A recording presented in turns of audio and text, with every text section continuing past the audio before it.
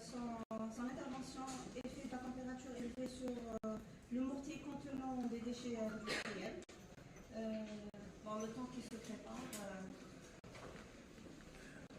Alors, je me présente, c'est le professeur ZEMMOURI, et nous avons le docteur BAAHMED de ZEMMOURI et moi de l'école des technologies avancées de l'UET.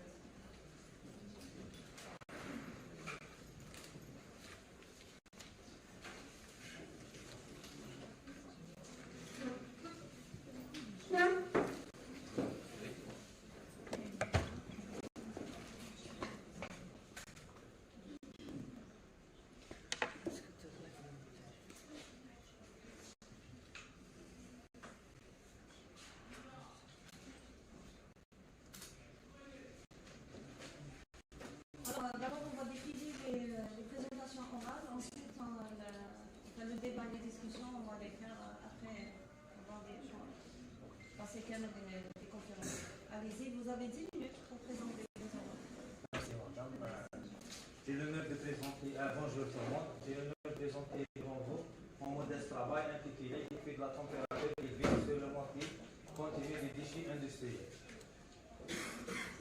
Le plan de cette présentation respecte les contenus, introduction, contexte d'étude, matériaux et méthodes, les étapes de discussion, conclusion et perspective. Introduction, la valorisation des déchets industriels dans le cycle de la construction et désormais une propriété qu'on peut répondre aux défis environnementaux pour optimiser les performances matériaux.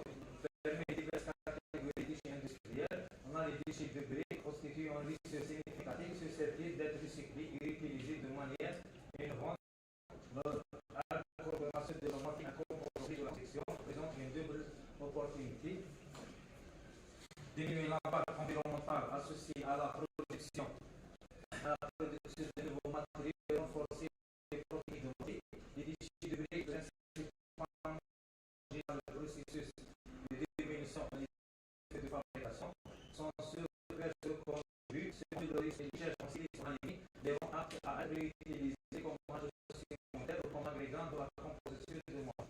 Cette valorisation permet de remplacer les matières premières traditionnelles, telles que le sable, le ciment, faire des réductions, on conserve au bois, en améliorant les performances de monde. Contexte d'étude, l'objectif de ce travail est d'étudier la température élevée sur les mortiers contenus des déchets de briques comme remplacement partiel de ciment. On fait un remplacement de ciment par des déchets de briques et on effectue des tests après l'exposition des échantillons à des températures telles que la réponse à la compression, à la flexion, la vitesse d'impulsion et la détermination de la performance.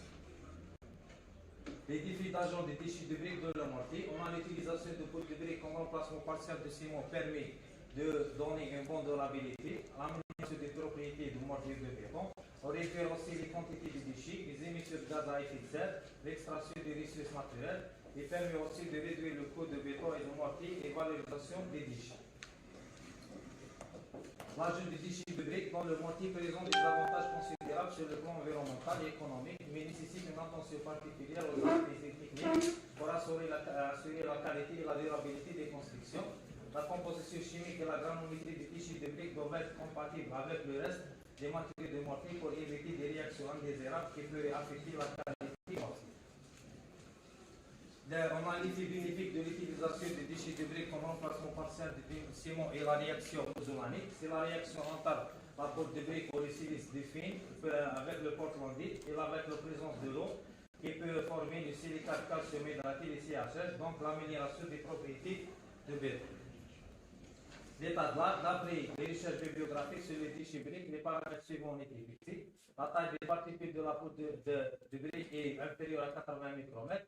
Le pourcentage de remplacement de ciment par le poudre de briques est de 10 et 20%.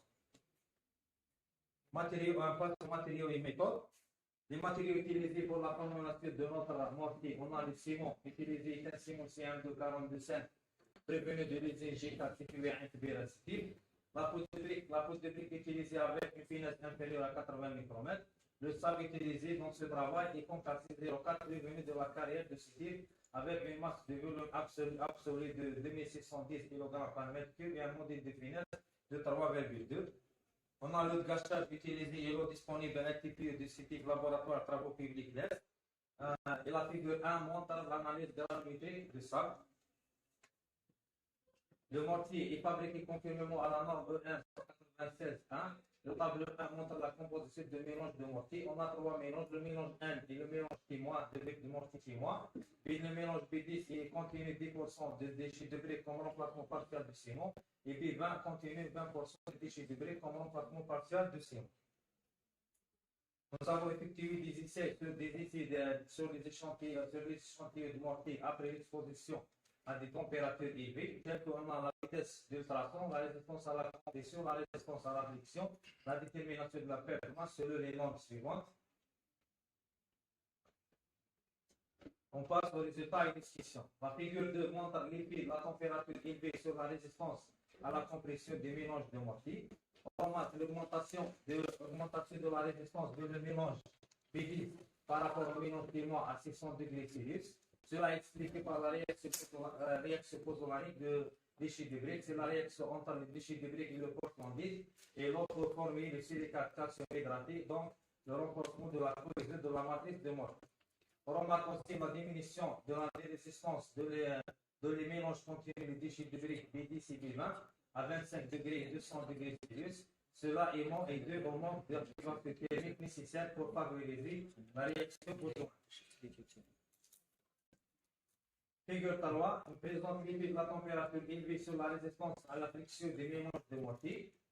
On observe une augmentation de la résistance à la friction de le mélange B10 par rapport au mélange T- à 25 degrés Celsius. Cela est expliqué par l'effet de remplissage de la poudre de briques, l'effet de remplissage des briques entre les particules de mortier par les déchets de briques, donc la réduction de la poudre. Il y a une légère diminution dans la résistance à la mélange B10 à 200 degrés Celsius. Par contre, on remarque une augmentation de la résistance de le mélange B10 à 600 degrés Celsius. Cela est expliqué par l'activité pozzolanique de briques qui permet de remplir les microspécieux, donc amélioration de la résistance à la friction. Figure 4 présente la perte de masse des mélanges de mortier après l'exposition à des températures élevées. On remarque que la perte de masse augmente avec l'augmentation de la température. L'augmentation de la température de le mélange contenu les déchets de briques par rapport au mortier T- est expliquée par la réduction de l'eau liée chimiquement. Si l'eau présente des hydrates de ciment qui pourrait être perdue par évaporation, donc cela entraîne une réduction globale de la perte de masse. Figure 5 montre variation de la vitesse d'impulsion ultrasonique de le mélange de mortier à 25, 200 et 600 degrés Celsius. On remarque la diminution de la vitesse de le mélange contenu les déchets de briques à 25 degrés Celsius, mais ces mélanges ont une bonne qualité car la vitesse est comprise entre 3500 et 4500 mètres par seconde. Et la diminution est due à la réduction de l'adhérence entre les particules solides et la pâte de ciment par l'incorporation de briques, ce qui crée des fissures et des zones en faible densité. Et la diminution dans ces mélanges à 200 degrés et 600 degrés Celsius est expliquée par la soumission de ces mélanges par des contraintes thermiques qui provoquent la formation des microfissures. Cela entraîne ralentir la vitesse de propagation. Conclusion, l'objectif de cette recherche est d'étudier l'effet de la température élevée sur les propriétés de mortier contenu du déchet de briques comme remplacement partiel de ciment. Cela contribue au développement durable en éliminant les déchets de briques présents de l'environnement. Les résultats obtenus dans le cadre de cette étude conduisent aux conclusions suivantes. Le mélange contenu 10% de briques comme remplacement partiel de ciment montre une meilleure résistance à la compression, à la flexion à 600 degrés Celsius par rapport au mortier ciment. L'incorporation de 10% de la poudre de brique augmente la résistance à la flexion à température ordinaire. L'ajout de la poudre de brique augmente la perte de masse après l'exposition à des températures élevées. La vitesse d'impulsion ultrasonique diminue dans les mélanges contenus la poudre de brique, mais ces mélanges ont une bonne qualité à des températures ambiantes car la vitesse est comprise entre 3500 et 4500 mètres par seconde. Le mélange optimal est le mélange contenu de 10% de déchets de brique. Et ce travail contribue au développement durable par la diminution des déchets de briques dans la nature. On a perspectives et recommandations. À l'issue des résultats de ce travail, des perspectives ont été suivies. Pour deux travaux dans cet axe de valorisation des déchets industriels dans le domaine des matériaux de construction. En outre, réalisation d'un CDC durabilité tel que pénétration des gaz et des fluoros, fermentation, congélation, décongélation, etc. Vérification des effets des paramètres sur les caractéristiques des mortiers, notamment le pourcentage, la taille des particules et la nature des déchets industriels.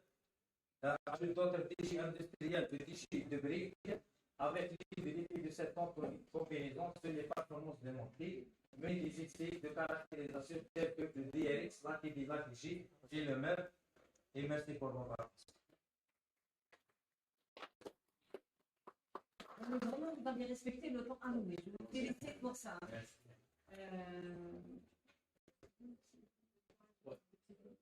Donc on passe voilà.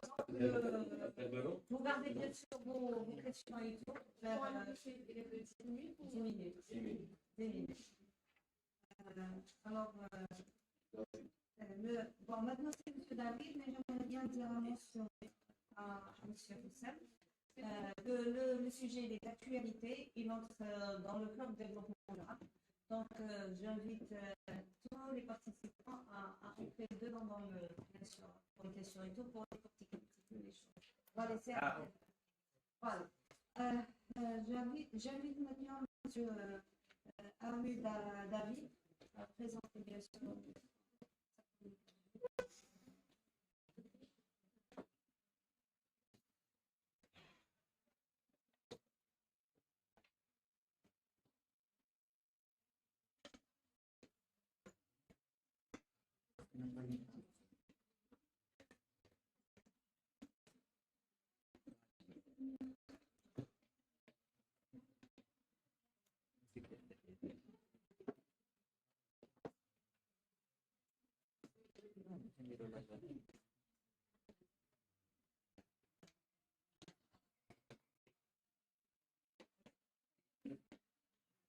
Good morning, everyone. My name is Simon Chibisokunamo. I'm a chemical engineering PhD student at the University of Science and Technology at BAAHMED. I'm talking about the optimal operating parameters for alkaline water electrolysis integrated with solar photovoltaic energy systems. As we know that the shift to the sustainable energy landscape is a pressing necessity in the face of climate change and environmental degradation. Fossil fuel, which currently accounts for the majority of global energy consumption, contributes heavily to greenhouse gas emissions and other pollutants, which provokes global warming and impacts public health and ecosystems. The integration of alkaline water electrolysis with solar photovoltaic system addresses the societal demand by providing a method for sustainable hydrogen production, which is essential for reducing reliance on fossil fuels.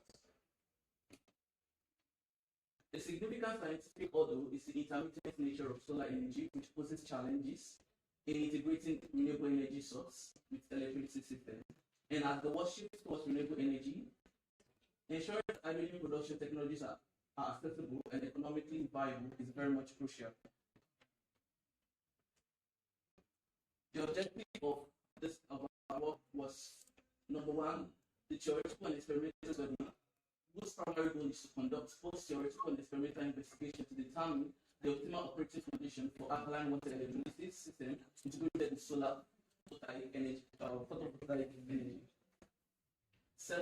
Number two, performance of development, which is this study aims to establish a set of performance stops that illustrate the relationship between operational parameters and the efficiency of the solar hydrogen system.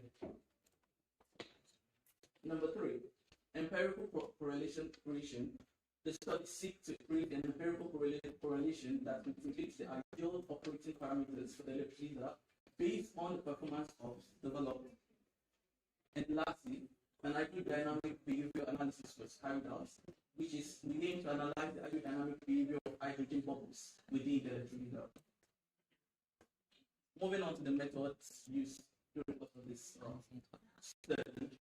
Set the measurement way conducted to optimize the operating parameters of solar integrated alkaline water electricity system to improve its efficiency, gain a detailed understanding of the factors affecting hydrogen production, and the methods used are: we had an experimental setup done, and also afterwards moved to performance measurements, And afterwards, we did the temperature and irradiance analysis, and we moved on to the exploration of the empirical correlation, and lastly, an hydrodynamic behavior study of the hydrogen bubbles was carried out. For the experimental setup, the research involved a lab-scale alkaline water electrolyzer integrated with photovoltaic panels. As you see in the image shown on the dipole, this is like a classic system which involves the PV panels, the electrolyzer. In our case, we made use of the alkaline water electrolyzer technology, and the electrode used in this particular study was the 316 LHS stainless steel, and the size of the electrodes are 5 cm by 10 cm by 3 mm thickness, and the cables used in connecting the PV to the electrolyzer was 6 mm thick, and this is done for efficient electric power from the PV generator to the electrolyzer. We conducted individual experimental measurements to establish performance of the solar energy system under various operating conditions. This is to assess hydrogen production efficiency under different operating conditions. And our variable study includes the distance between the electrodes and the limits of 4 different distance. We tried out 3, 5, 8, and 20 millimeters distance between the electrodes. Also, we varied the concentration of our electrolytes by 5% and 10% in concentration.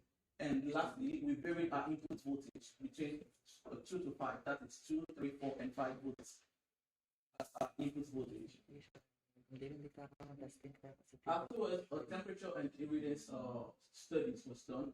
We investigated the effect of temperature on the performance of both the electrolyzer and the solar PV energy system, which includes the simulation that analyzes current voltage characteristics at different temperatures and irradiance level, allowing a comprehensive understanding of how these factors influence power generation. And in this simulation of process of MATLAB and simulate as that was used in simulation of process. And also, like I said earlier on, we created empirical correlation based on the performance of experiments. And this predictive modeling helps in identifying the ideal operating parameters for maximizing efficiency in hydrogen production. And lastly, the method we focused on the hydrodynamic behavior of hydrogen bubbles within the electrolyzer. Understanding how bubble dynamics is very much crucial in understanding the whole process of the electrolyzer. We move now to the results and discussion. The first thing that was done was to understand the impact of temperature and irradiance on the PV energy conversion system. As shown in the figure below, it's noticed that the effect of temperature on the cell of the PV. That is the diagram to our right, shows that as the temperature increases, there's a decrease in the maximum power that is being generated by the PV generator. Whereas on the left, we find that as the irradiance increases, there is an increase in the maximum power generated by PV. And the reason to understand this is that we know that for the PV to work, we need both the temperature of the cell and also the temperature that comes from the irradiance, that is solar power that is being generated. So for us to understand, the main reason why we did this is to understand at which temperature will be most appropriate for us. Because we say we use the high temperature for the cell, we definitely have the maximum power, whereas for us to get the maximum power, we need a much more higher irradiance. We moved on to finding the optimal operating condition for this particular study, and for the first test, we made use of an efficient experimental result at 10% concentration. In this case, we found that for the different sets of variables that we used, that the maximum efficiency was found to be approximately 90%, and at 90%, the optimum input voltage is found to be at 4. Whether we are using this volt graph or we are using the electric distance, that stand for as the gap. As we can see in this particular study, as the volt increases, an increase in the the efficiency of 4 volts, and after 4 volts, there is a difference in efficiency. I'm citing this because later on we'll see how it affects or it impacts the hydrodynamic behavior of hydrogen afterwards. And we found out that for this particular case, the input voltage like optimum is 4 volts, and the optimal gap between the electrode is found to be at 3 millimeters. Yes. As we know, we also make use of this power in function of the efficiency because we have 3 millimeters, which requires about 50 watts in power that is generated. But in the case of 3 millimeters, it requires lesser power for electricity to be generated.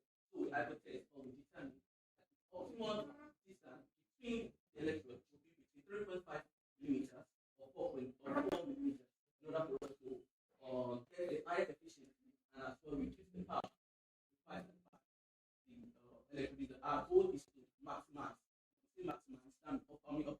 optimization, that is reduction in price, reduction in the power being used to produce hydrogen as well. And we make this the efficient experimental results at 5% concentration. One thing that is very unique to take note in this particular study is that as the concentration reduces, there is an increase in the gap between the electrode. As we can find out here, that the gap that has the highest efficiency is found to be at 20 millimeters. So we notice that a higher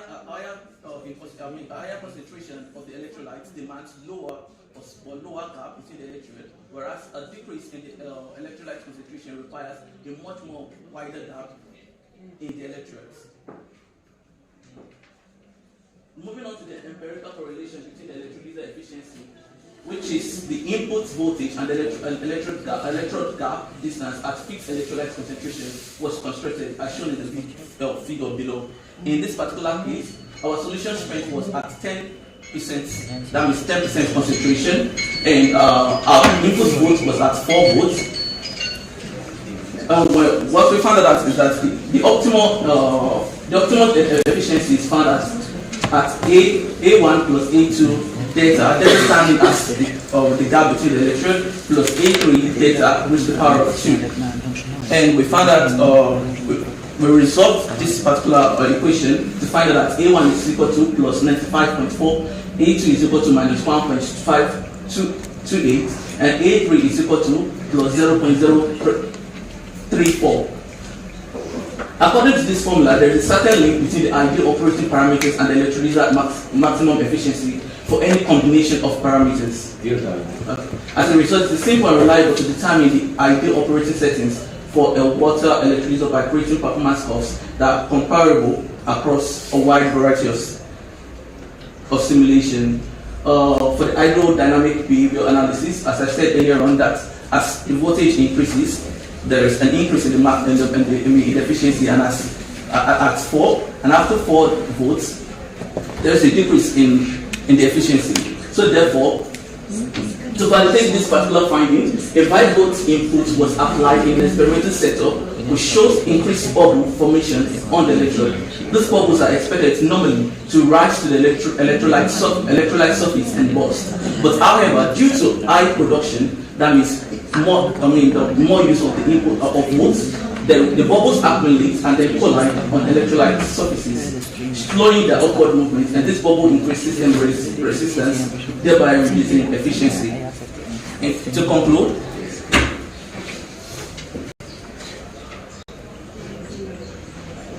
you can. Sorry. The experimental results have shown that the optimal operating condition for alkaline water electrolysis corresponding to the maximum efficiency can be obtained at a specific input voltage, gap distance between the electrodes, and concentration of the solution. In our case, the maximum efficiency for 10% concentration is approximately 90%, which is reached at 4 volts and at the distance 3 millimeters. The maximum efficiency for 5% concentration is also at approximately 90%,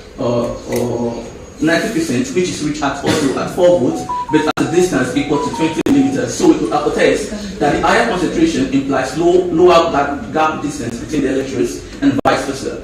This study also highlights the complex dynamic of hydrogen bubbles within the electrolyzer, showing that beyond a certain voltage threshold, increased bubble generation can increase system efficiency by reducing resistance and energy loss. This finding is crucial for designing a system that balances hydrogen production with energy efficiency. And lastly, empirical correlation and performance curves developed in this research provide valuable tools for identifying the optimal operating conditions for alkaline water electric system, contributing to the broader goal for enhancing the efficiency and reliability of the solar hydrogen energy system. Thank you for your attention. Vous avez consommé plus que on vous a donné. Donc c'est un sujet d'actualité très intéressant. Donc le niveau aussi va faire l'objet d'un débat plus détaillé.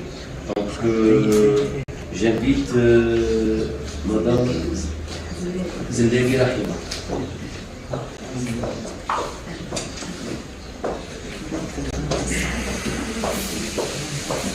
Bon, vous avez 10 minutes pour vous poser la question. C'est mieux? Ok, c'est encore mieux. Vous allez le concentrer.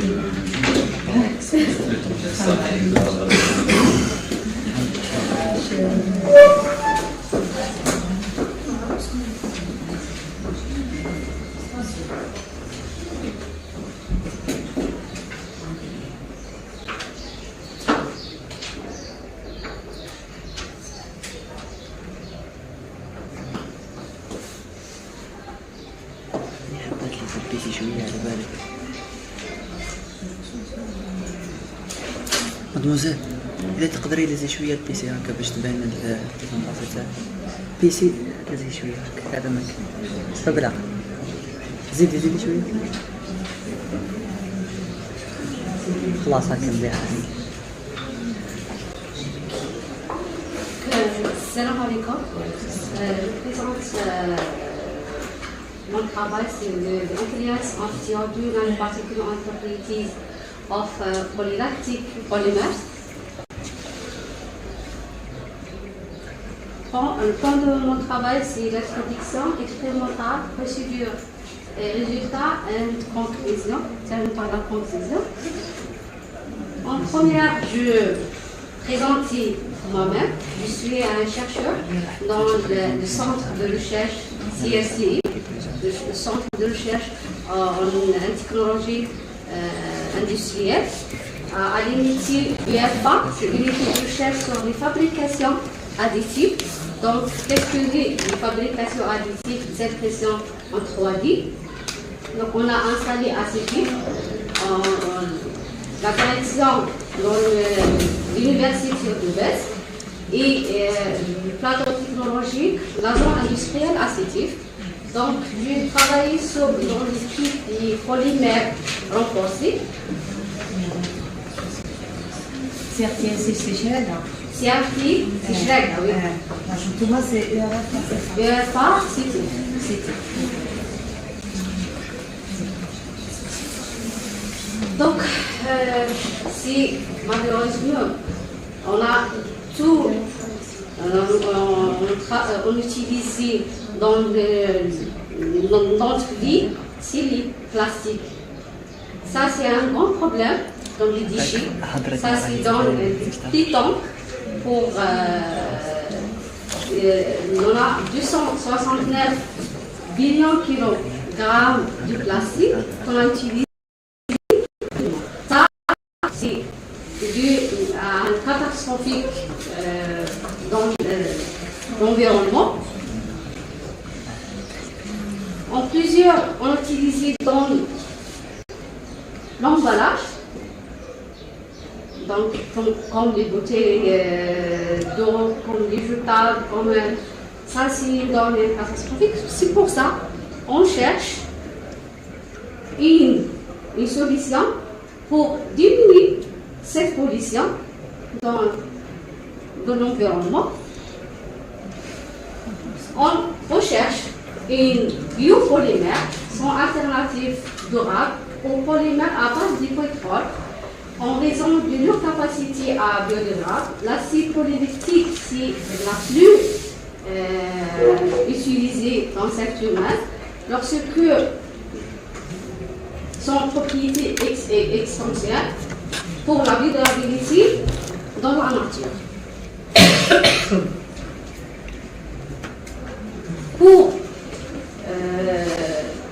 Pour minimiser le taux de biodégradabilité de polymère de PLA, on a réfléchi pour renforcer cette polymère par les oxydes métalliques. Parmi ces oxydes métalliques, c'est le TiO2 qu'on retrouve sur la nature et facilement pour fabriquer avec une technique simple et moins coûteuse. C'est la précipitation. C'est la première étape pour mon travail, c'est l'élaboration de TiO2 par une technique de précipitation, qui est une technique très simple et moins mise en œuvre. C'est simple et donne un bon résultat. La deuxième partie, c'est les fils PLA TiO2. On a fabriqué cette fil par la technique de fusion plastique. La première fois, on fait PLA avec le chloroforme. Et après, on fait le TiO2 avec le chrome. Et on fait un mélange. Après ce mélange, on fait dans une boîte et fait le sécher dans 24 heures avec une température 60 degrés. Cette fil, on a caractérisé par le DX pour voir la cristallinité de nos fils et on voit est-ce qu'il y a le TiO2 existe ou non. On voit qu'il y a des pics. Voilà, c'est le PLA pur. Ça, c'est le PLA TiO2 nanoparticule. Ça, c'est le film PLA TiO2. Donc, on remarque qu'il y a l'apparition de la TiO2 dans les couches. Pour confirmer le DRX, on a fait l'étude de tir, le spectre de TiO2 nanoparticules et après les autres traits. Donc, à l'espètre TiO2 nanoparticules, on remarque qu'il y a deux bandes de vibration. De vibration de la molécule OH et la molécule d'eau. Et les molécules TiO-T. Les pics du PLA pur. Donc, on remarque qu'il y a la vibration du CH3 et CH2. Et donc, on remarque que le TiO2 n'utilise pas sur les chaînes moléculaires du PLA matériau. Donc, le PLA ne change pas dans la structure de formule chimique du PLA. Ça, c'est les figures de meubles. On remarque que ça, c'est pour le PLA pur. PLA renforcé par 5% et PLA renforcé par 10%. Pour le 10%, on remarque qu'il y a l'agglomation d'AO2, oui, les particules TANA. Ça, les tests mécaniques pour voir est-ce que le matériau TANA déforme ou non. Donc, je fais du test mécanique de traction. Donc, le tableau suivant présente le module du Young, l'ergonation et le sigma, la tension. Comme on peut le voir, l'ajout d'une nanoparticule TiO2 augmente la résistance à l'attraction d'un module d'ion à jusqu'à 5% de poids Comme on a ajouté le TiO2, on augmente la TiO2, donc la résistance elle a diminué. Après avoir supplémentaire, donc la tenue en charge jusqu'à 10%, la résistance de rétraction et la valeur de module d'ion diminuent probablement en raison de l'agglomération des nanoparticules. Donc on a mis le mélange du PLA avec le TiO2. Donc ça fait une agglomération, c'est les nanoparticules et du objets. Donc c'est pour ça qu'on ajoute le TiO2, qu'on a le tourneur, l'agglomération a dit, donc c'est pour ça la tension a dit. Ça, l'augmentation du contenu augmente la fragilité et donc une diminution de la ductilité qui on en cherche. On conclut, un nouveau film nanocomposite PLA a été suivi par la méthode sulfocaptique. Défi sur les propriétés structurelles et mécaniques, on a fait par le DX, les tirs inattentifs. Donc on remarque que la surface du recouche est homogène, mais pour l'augmentation du TiO2, notre alimentation à la rupture a diminué en conséquence. Pour cela, on fait 7 fils pour l'application dans le domaine d'emballage alimentaire. Ça, c'est le début de travail. On a fait les tests bactériens et les tests de dégradation avec l'eau de mer et le NaOH avec l'eau. On est en train d'interpréter et réviser. Merci pour votre attention.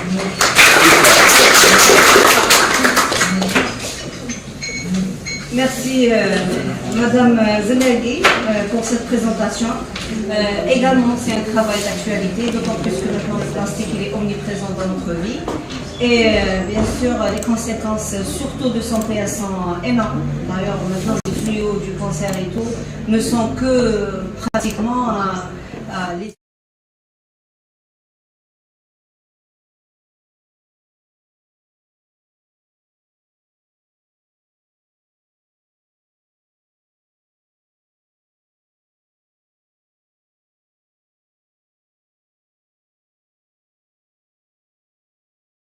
sur les nappes pour l'emballage alimentaire. Très bien. Alors déjà, après on va laisser le débat, mais juste comme ça, l'emballage naturel, il existe. Il existe partout. Les feuilles, les gousses, tout ça, c'est un emballage.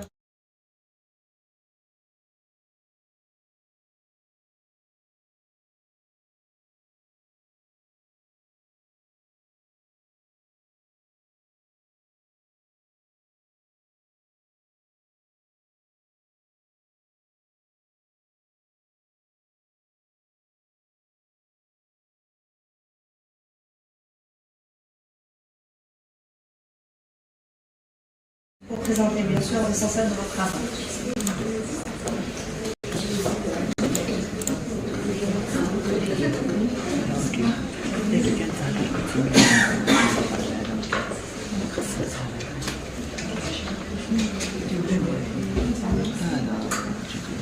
Good morning everyone. I will be presenting my work titled Efficient Porphyrin-based dyes and dye-synthesized solar cells DFT study. This research focuses on the computational exploration of porphyrin dyes, which are emerging as a strong candidate for use in dye-synthesized solar cells, or DSSC. I am Zainab Ouali, PhD student at the University of Science and Technology in Wellington. Dye-synthesized solar cells, or DSSC, are a promising alternative to traditional silicon-based solar cells. They are cost-effective, easy to fabricate, and highly adaptable for various applications. My study investigates 6 porphyrin dyes, including 3 base and Zn methylated derivative, ZNP. Using computational techniques, I analyzed their structure, electronic and photovoltaic properties. The goal was to identify which dyes perform best and to understand how can further optimize them for the SSCs. I used density functional theory and time-dependent DFT, TD-DFT, with the bit-relied 630 plus GDP to investigate the structure, electronic, photovoltaic, and absorption spectra. These methods allowed us to predict the capabilities of the dyes, including light harvesting efficiency, open circuit voltage, and electron injection driving force. Calculations were performed in both gas phase and solution to study the impact of the environment on dye performance. This slide shows the optimized structure of the 6 dye in the gas phase. All dyes demonstrated stable geometries with a minimum difference between gas and solution phase. This structural stability is crucial for efficiency, and this structural robustness is crucial for ensuring consistent performance under different environmental conditions, making these dyes viable candidates for ESSCI. The results obtained in Table 1 and 2 show that the optimized compounds 1, 2, 3, 4, and 5 and 6 in the solvated state are more stable than in the gas state. This is due to electrostatic interaction. Also note that the addition of ZD increased the stability of the porphyry. This slide illustrates the energy level of the dyes frontage molecular orbital, which are critical for their performance in the SSC. Proper alignment between the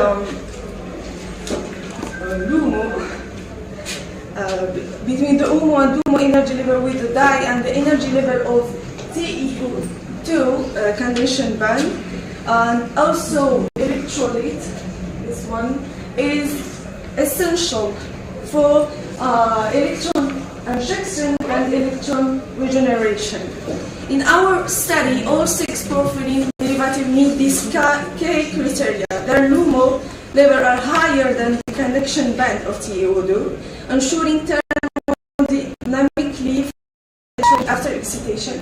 Moreover, their UMO levels are lower than the redox potential of the electrode, enabling efficient regeneration of the excited dyes. This property confirms that switchability as the SSC. This graph shows the calculated absorption spectra of the dyes. In the gas phase, all dyes exhibit strong absorption in the visible region, corresponding to the solid end cubettes of porphyrin. Dye 6 has the highest oscillator strength. Indicating excellent light harvesting potential. Such properties are crucial for maximizing energy capture in the SSCs. When placed in a solvent like THF, the dye's absorption spectra shift due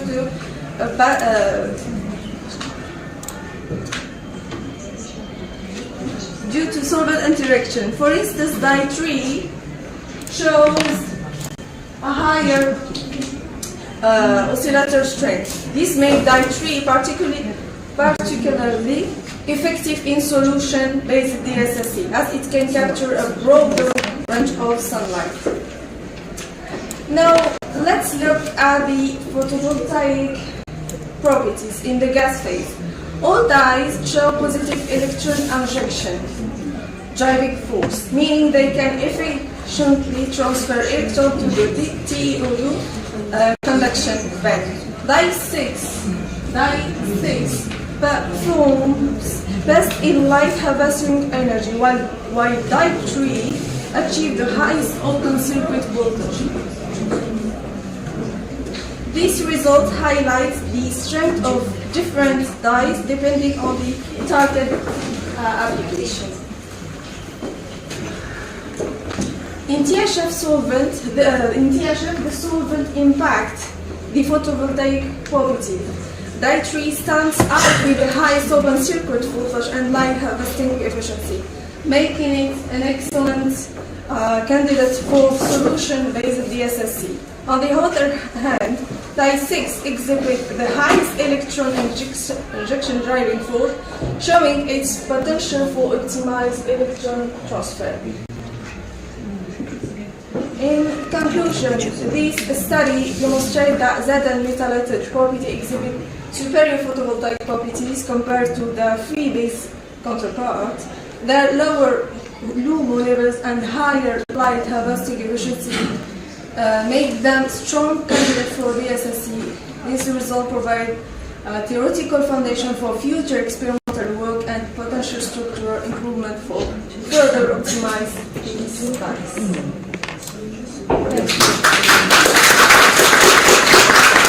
Merci mademoiselle Zeynep pour cette présentation.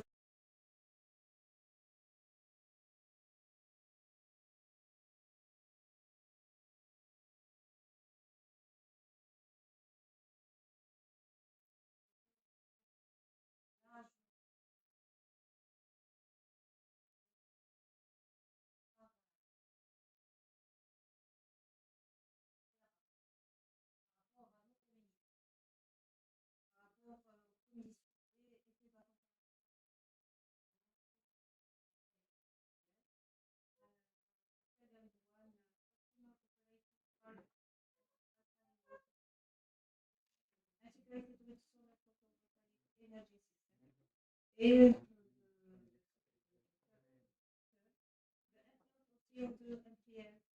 on the properties of polylactic polymers, and the last one, efficient phosphorus-based design dyes, sensibilised solar cells DFT study. Allez-y, vous avez la parole. J'ai une question pour le premier intervenant. Oui. Celui qui a travaillé sur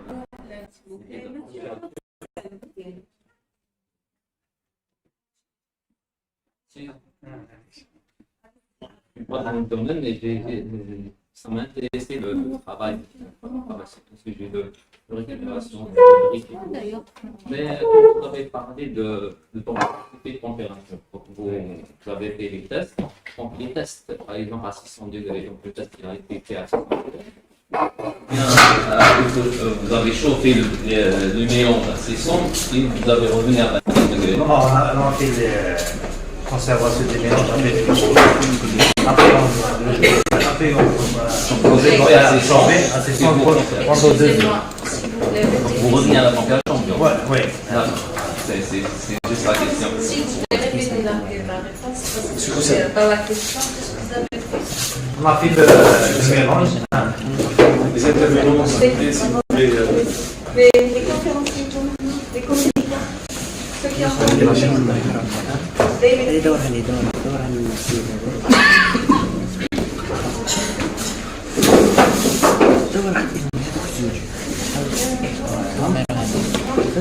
Elle est partie. Ses affaires, on a fait le mélange et on a fait la conservation à 28 jours.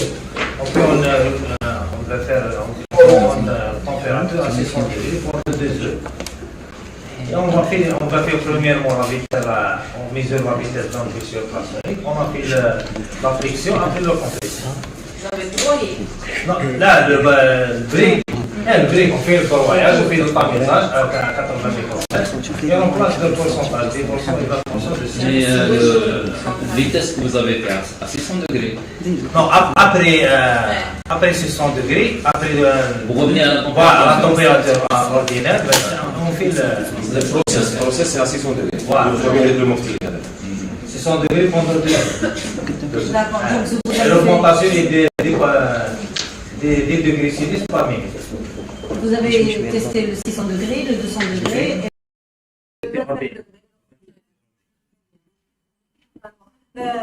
Si vous permettez, C'est bon. c'est bon. Alors, j'aimerais voir quel est le lien, le développement du hardware, à part la réutilisation du brique cassé, autre que la On réutilisation des déchets.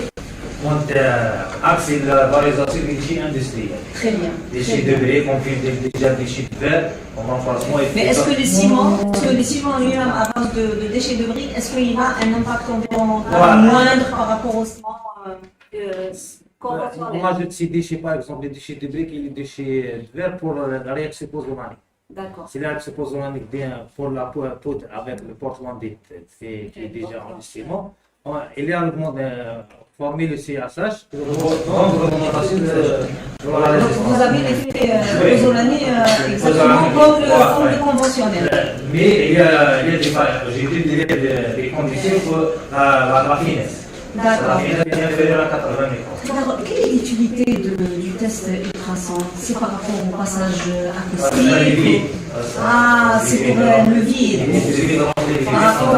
Très bien, très bien. C'est une très bonne analyse. Les résultats de Il y a madame? Vous avez fait du même aussi, non? Non. Mazal. Il y a madame? Ils sont perspectives, je pense. Ah oui, c'est tout ce qui est DRX. Voilà. Vous avez, d'après votre conclusion, vous avez jugé que le pourcentage de 10%, c'est la meilleure résistance, etc. Mais je pense par rapport à la variation des pourcentages que vous avez utilisés. Je pense que c'est peu pour se prononcer.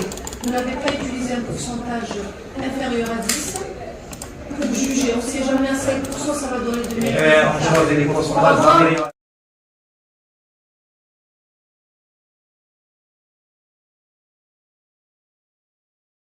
On juge carrément. Donc faire, je ne sais pas, diminuer le taille de variation et puis juger, c'est-à-dire voilà, diminuer l'intervalle et faire plus de... Il se peut qu'à moins, vous pouvez avoir une... Limité par le temps. Et aussi, par rapport aux températures, c'est 600 degrés, je pense, c'est presque une puissance, c'est un traitement thermique. Mais pourquoi un tel matériau, mortier, on va c'est-à-dire l'étudier par rapport à cette température? Est-ce que le mortier réel, il est exposé à 600 degrés? On n'a pas cette température. On a fait plusieurs expositions. C'est pas l'expérimentation. C'est la préparation. Non, préparation. C'est la préparation normale. Après, on goûte après 28 jours. C'est le process qui Le process de température, on dit comment tu peux revient à la température. On revient à la température. On revient à la température. Oui, c'est comparé. Oui, on compare avec 25 degrés. On a fait la masse et on a fait la compression rapide. Oui, sûrement, à chaque fois de la température. Mais il y a à 600 degrés, il y a bon résultat à la rapidité et à la compression pour les dépenses. Est-ce que vos résultats de l'ultrason concordent avec ceux de la presse, les sciences de la compression? C'est le même. Réellement, l'ultrason, c'est là pour tout ce qui est porosité, etc. Donc, chaque fois, vous avez votre matériau moins poreux, donc moins résistant, on va dire. Je pourrais aussi parce que c'est thérapeutique par rapport au diamant. Je ne sais pas. Donc, j'ai souhaité que les résultats, pour que les gens, il y a pluridisciplinaire, j'ai souhaité que l'optimisation terrestre soit en pourcentage pour voir l'effet, les résultats qu'on le lit en chiffres. C'est ce que j'ai souhaité, ça dépend des troubles graves. Voilà. Donc, je passerai, si vous permettez, une question à David. Donc, vous avez proposé une équation linéaire, non linéaire, pardon, non linéaire régressive. Mais par contre, ça ne correspond pas à celle de la courbe. C'est-à-dire, cette équation, on a utilisé le modèle, c'est un modèle. C'est à la base que vous avez fait le modèle.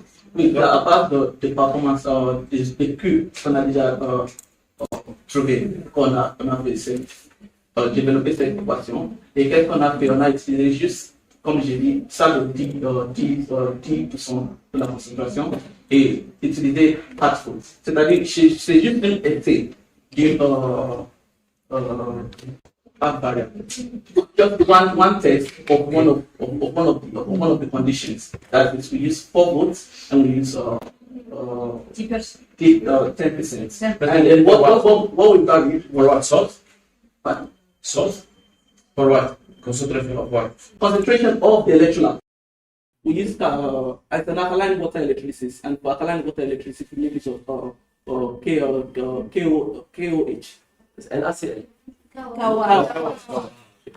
Yeah. So, what would make the concentration? What would vary there was just the distance between the electrode at that particular point. We're trying to find if it's possible to know the distance that is optimal for a particular concentration and for a particular volt. And the reason why we use 4 volts is that we noticed that at each, as I said earlier when I was presenting, that as we increase the volts, there is an increment in efficiency, but at 4 volts, it reached its peak, and afterwards it's dropped.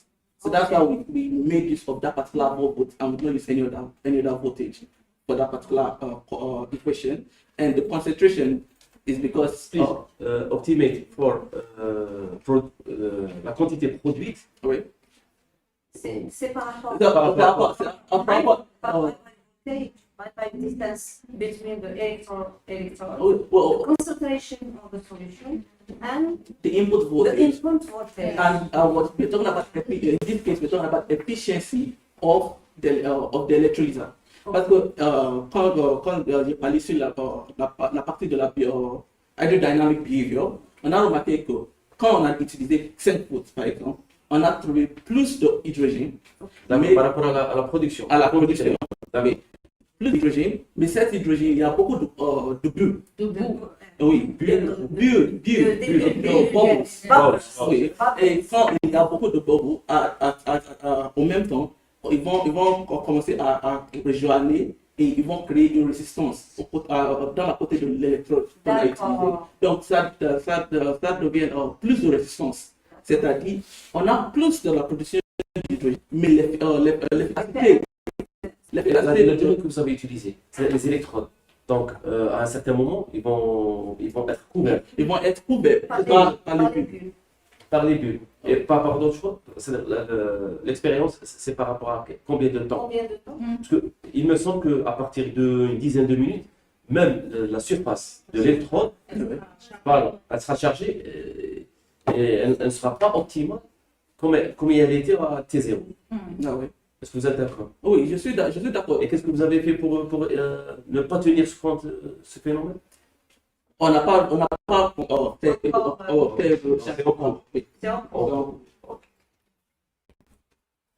Donc le module linéaire, il faut revoir. Je vois que c'est deuxième ordre, donc normalement c'est ascendant. C'est pas bon.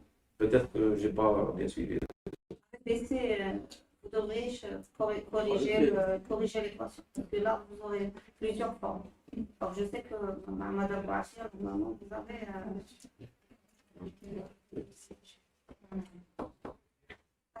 Oui, s'il vous plaît, pour le sujet sur le PLA. Oui. Donc, je pense qu'on n'avait pas précisé la taille du CO2 que vous avez. C'est réellement des nanoparticules. Oui, si. Oui. C'est de l'ordre de 10 nanos, inférieur de 10 nanos. Vous pensez réellement que la méthode utilisée permettra d'avoir un nouveau nanocomposite et non pas des agglomérats d'action? Oui. Donc, on a travaillé sur l'extrédieuse. C'est un mélange par l'extrédieuse. C'est pas ce que vous avez dit. Vous avez dit. Oui. On attend que l'extrédieuse arrive. On a fait le travail avec le suivant casté. Oui, mais la méthode suivie, je ne pense pas que ça va vous donner des notes. Après, vous les avez étalés, ça va rester souvent. Peut-être, mais la méthode suivie. Je dis ici, le nano lié à le CO2, c'est pas le polymère. Vous dites que vous avez obtenu un nouveau matériau nanocomposite. Oui, c'est le nanocomposite sur le PLA. Mais si c'est resté à la source, Non, c'est juste c'est l'épaisseur de quelques microns. Voilà, l'épaisseur de nos fils, c'est de quelques microns. C'est-à-dire, nous, on a tendance à utiliser le 300, 700 nanométres. C'est 0,7 micros. Échelle nanométrique.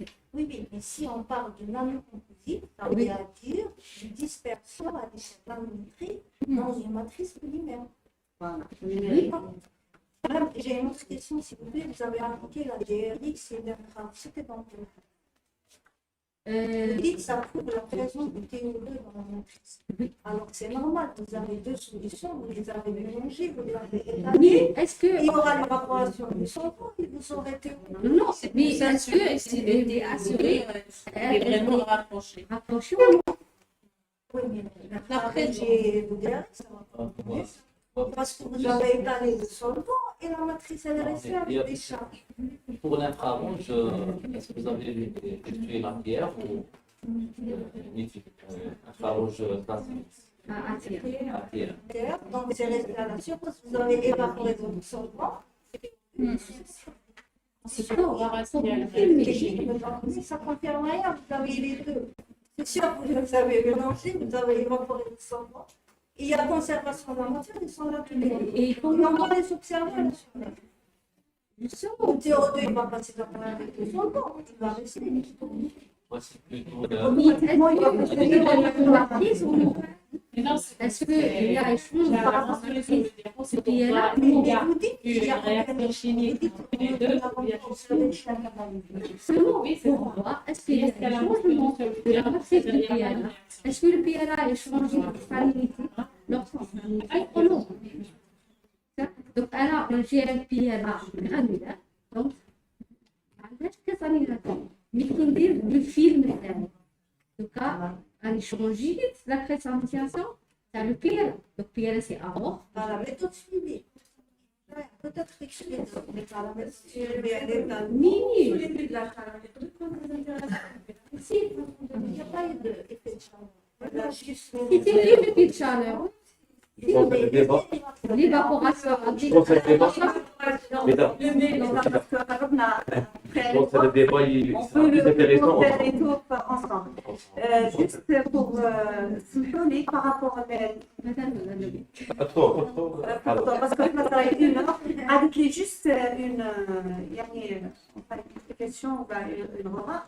Bon, vous avez utilisé une matrice et une voie de polylactique. De polylactique, très bien. Ensuite, vous avez introduit le TO2. Quel est l'objectif de la TO2 pour nanoparticules poly? Quel est l'objectif? Donc, justement, pour les antibactériens, pour les capter, donc l'emballage, donc ils aiment capter les bactéries. Donc, le TO2, l'autocatalyse, c'est la meilleure matériau dans les comme antibactérien. Comme antibactérien, le polymère. Pour les emballages. Pour l'emballage. D'accord. Alimentaire. C'est trop que je suis dans l'alimentaire, je suis ingénieur technologue en alimentaire. ولا نهضر ولا نسكت. احنا في اليونيتي تاعنا هذا وين دخلنا لي بوليمات. صح. حنا البوليمات حنا كنا دي كوش كنا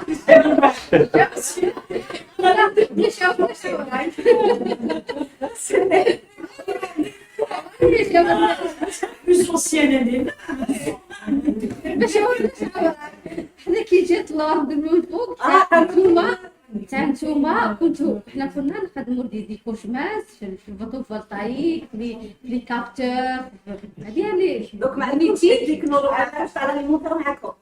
نو ما عندناش حنا كامل دي فيزيسيا دي الكتروشيمي دي الكترونيسيا دوكا هذا وين باش بدينا نريكريتيو صحاب لي بوليمير. لا دوك انا جو سوي فيزيك دي ماتيريو دوك سي لا بروميير فوا نخدم مع بوليمير ونخدم به. Bon, attention, خدموا في كلش.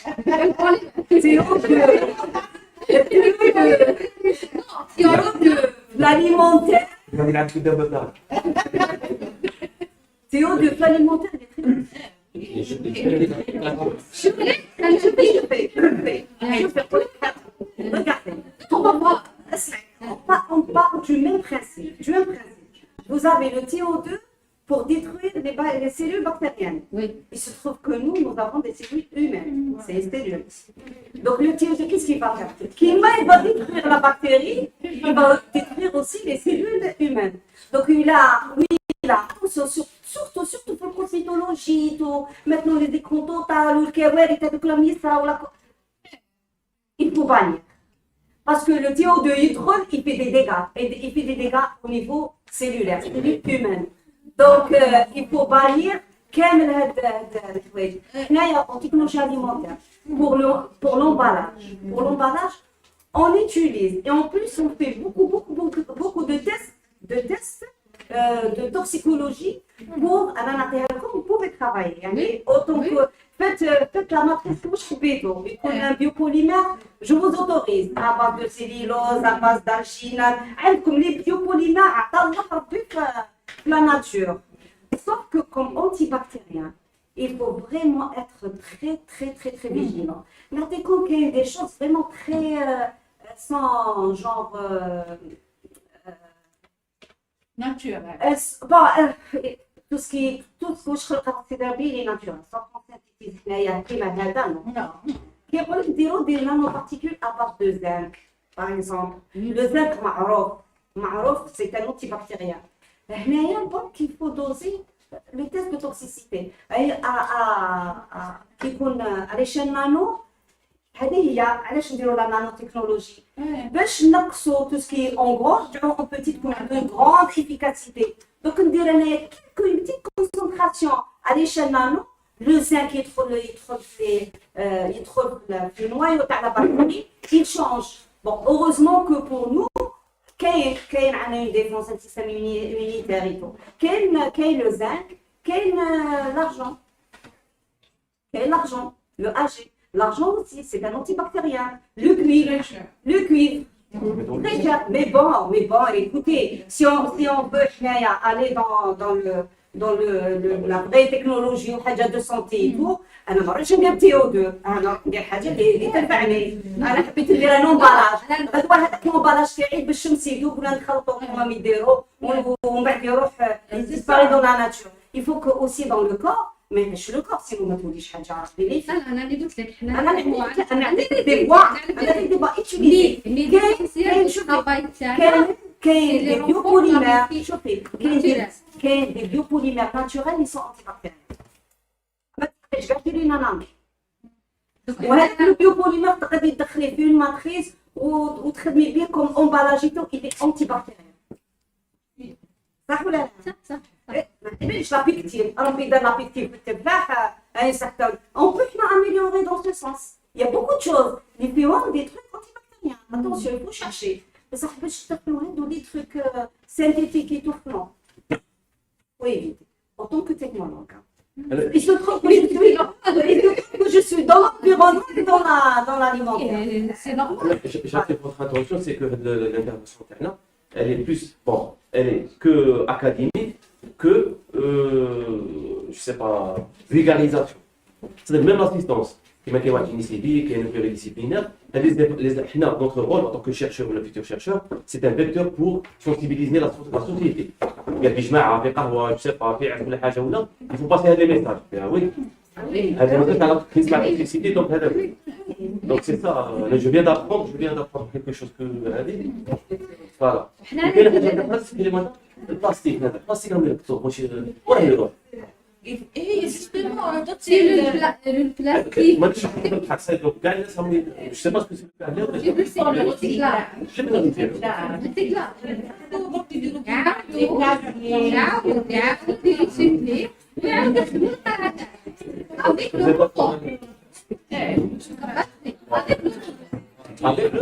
عاود يربطي عاود يديرو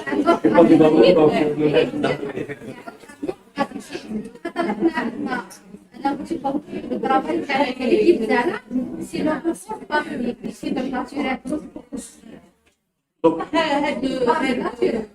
هي كي كنا كشمال كيشكل بزاف فيها رياضات تدخل في بكتيريا بعدا حنا اختصاصيين في سيليكون كملنا في الدومين تاع الماتيريال. J'attire votre attention, par exemple, maintenant les chaussures de sport, راهم متعبين سي هو نيفو سيرتو صحاب المراجع ولا حاجه ولا يكتبوا فيهم في ديكاج سي ديشي مارك ديشي مارك ديشي مارك فوالا خلي هذيك دونك جاشيت هذيك بلوس كو هذيك مي لا توكسيسيتي جو سي با بون لي ديشي مارك على بالهم ديجا يخدموا بالبوليمير على بالهم واش كاينين ديشي مارك لي زالجينات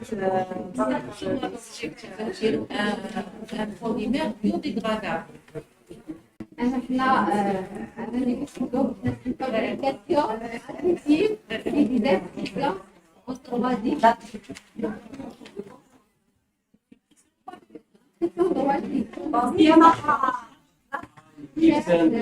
Si on n'a pas d'autres questions, normalement c'est le moment de manger. Hein? Je vous remercie pour votre attention. Bien sûr, on va continuer même si nous étant dans les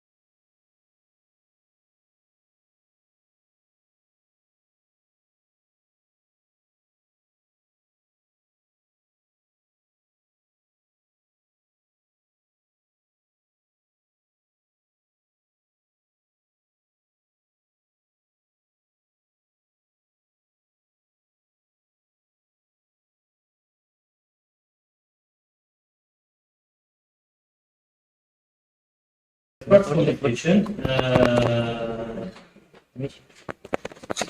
Code 143 warnings, voltage stability, and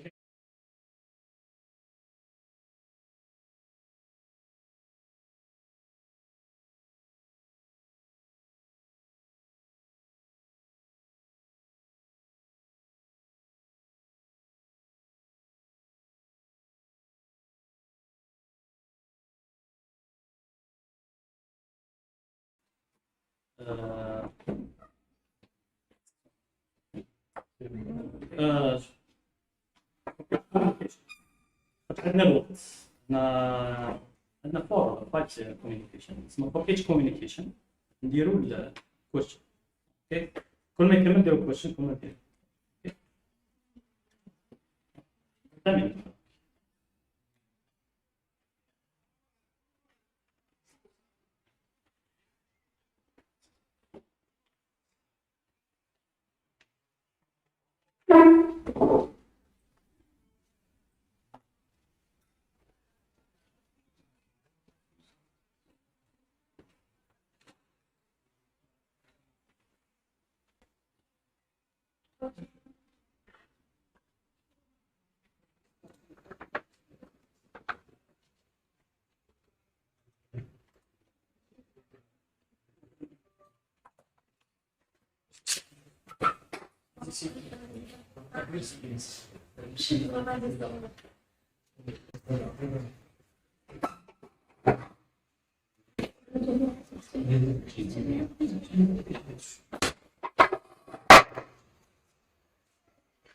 Okay, thank you very much.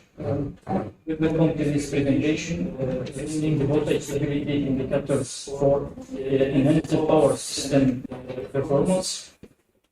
As this research contribute to understand the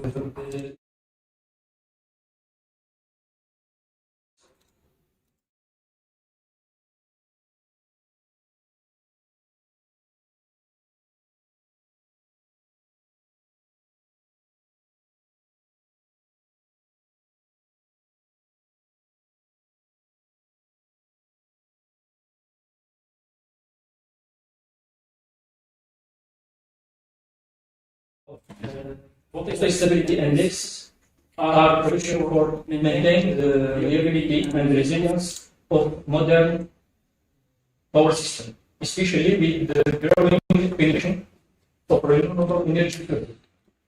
This indices help us how close power system is to experiencing voltage instability, which can lead to cascading failures or blackout if not addressing in time. This presentation will highlight the strength, weakness, and practical application of PSC, categorizing them into two main types, line and bus, indicators based on specific network characteristics by addressing the existing gaps. This study aims to identify the development needed to improve VSC and enhance the reliability of modern electricity grid, ensuring the grid stability with VSC. So we have four how to implement voltage stability and reliability.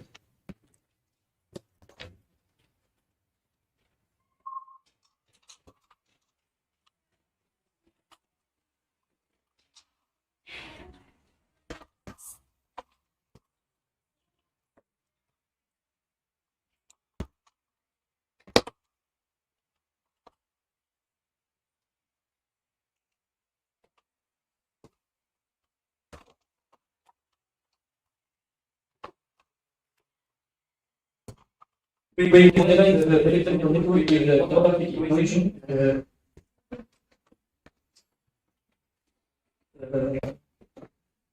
are used to deliver the voltage stability. This approach helps to in assessing the stability by examining voltage on a magnitude, angle, and power field. The equation displayed illustrates the mathematical relation between power and power activity and reactive power. We classify the voltage stability index into two main: impedance dependency and impedance dependence. Independency parameter such as resistance and inductance of line. Independency is just voltage and current. When we have voltage stability index of buses -1 or system instability risk, and when we have voltage stability index such as VSP, voltage collapse protection index, or new voltage stability index. Under one, the system instability risk.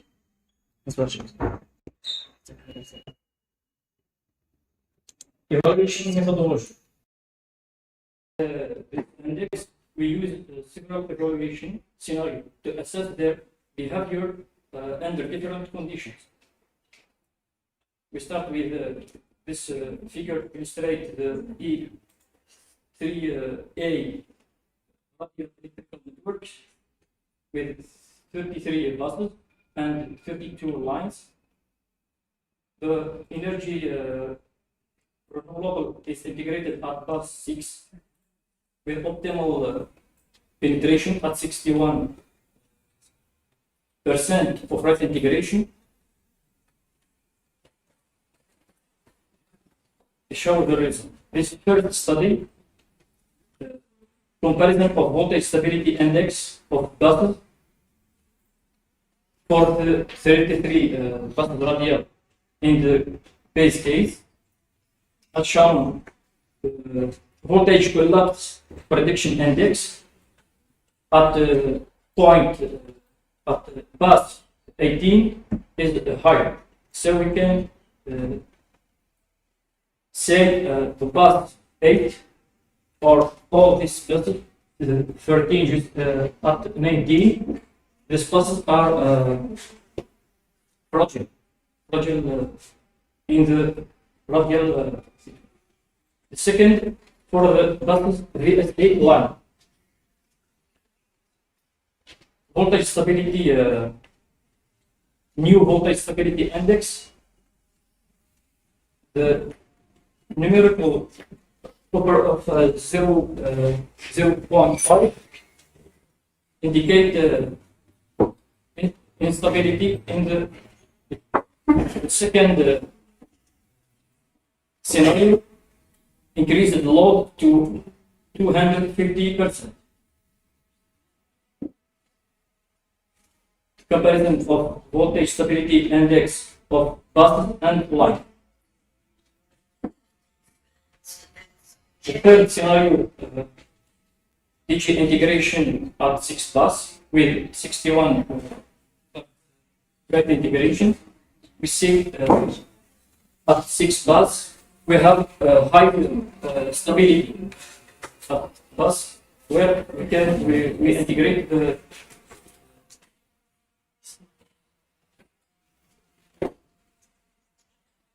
here also.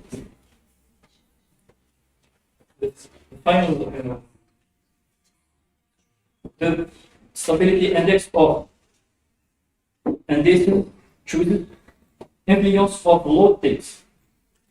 We have 4 load takes: constant power, current power, impedance power, and exponential power. Here we choose just 2. We compare the sensibility of load in voltage stability index.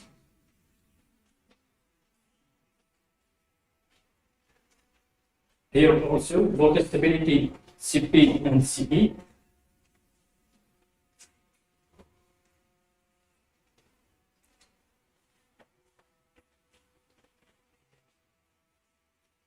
Here you have two shelves be selected for stability index. Line or VSP bus focused on line overload and instability critical for transmission network.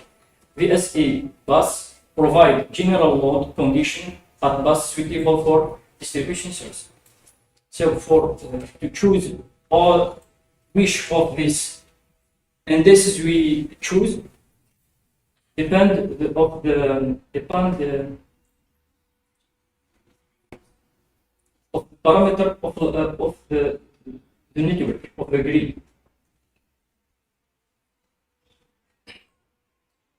Conclusion. Throughout this presentation, we examined various voltage stability indexes and their importance in monitoring and managing power system stability. Voltage stability indicators provide critical insight that help enhance grid resilience, optimize surge allocation, and mitigate potential stability issues before they becoming served. As power grid continue to evolve, especially with the growth of smart grids and renewable energy integration, ongoing advancement in VSA technology will be essential to ensure reliability and efficiency power supply. Strengthening voltage stability in power system require a holistic approach that combines advanced VSA technique with proactive network management and technology integration. By leveraging the stability indices, we can create a more robust and future-ready power grid. And thank you.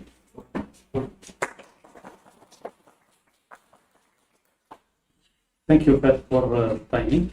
Any question? Any question?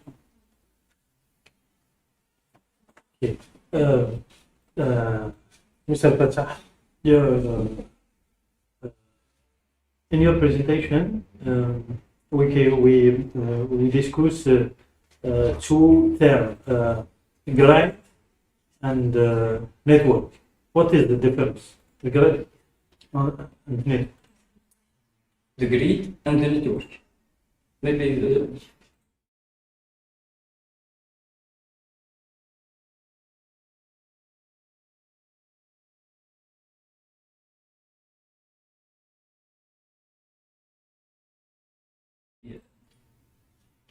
the grid, it's power, just power. Transformer. Okay, thank you. And you study AC grid or DC grid? AC grid. AC grid. Okay, thank you. We integrate form theory.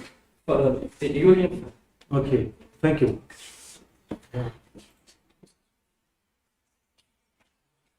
Thank you. Exactly. The next one, yes.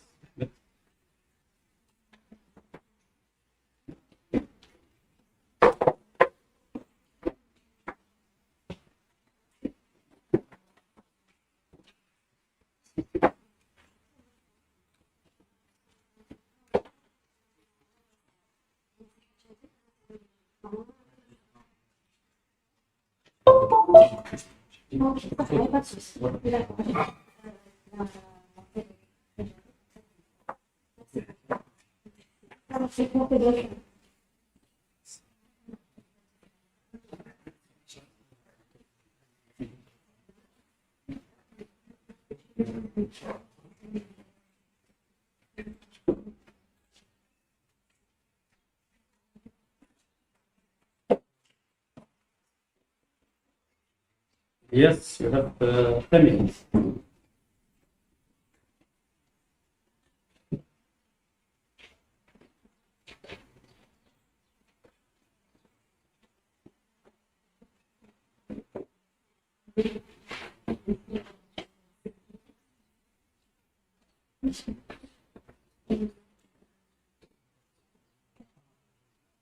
Assalamu alaikum. My name is Mahmoud Ilyas Ahmed from the University of Tiaret. Today I will present my work entitled Two-Word Report that recommended system integrating big data analytics for improvement healthcare delivery. So in this article I proposed the referential architecture about the integration of big data analytics into the recommended system or the health recommended system to improve the output of the recommendation or the recommendation quality.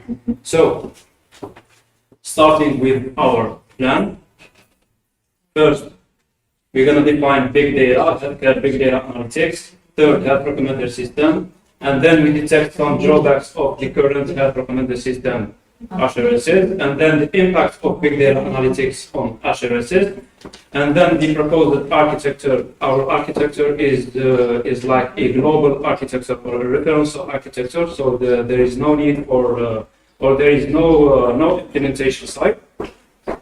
And then conclusion and future work. First of all, big data. So as we can see is in this graph,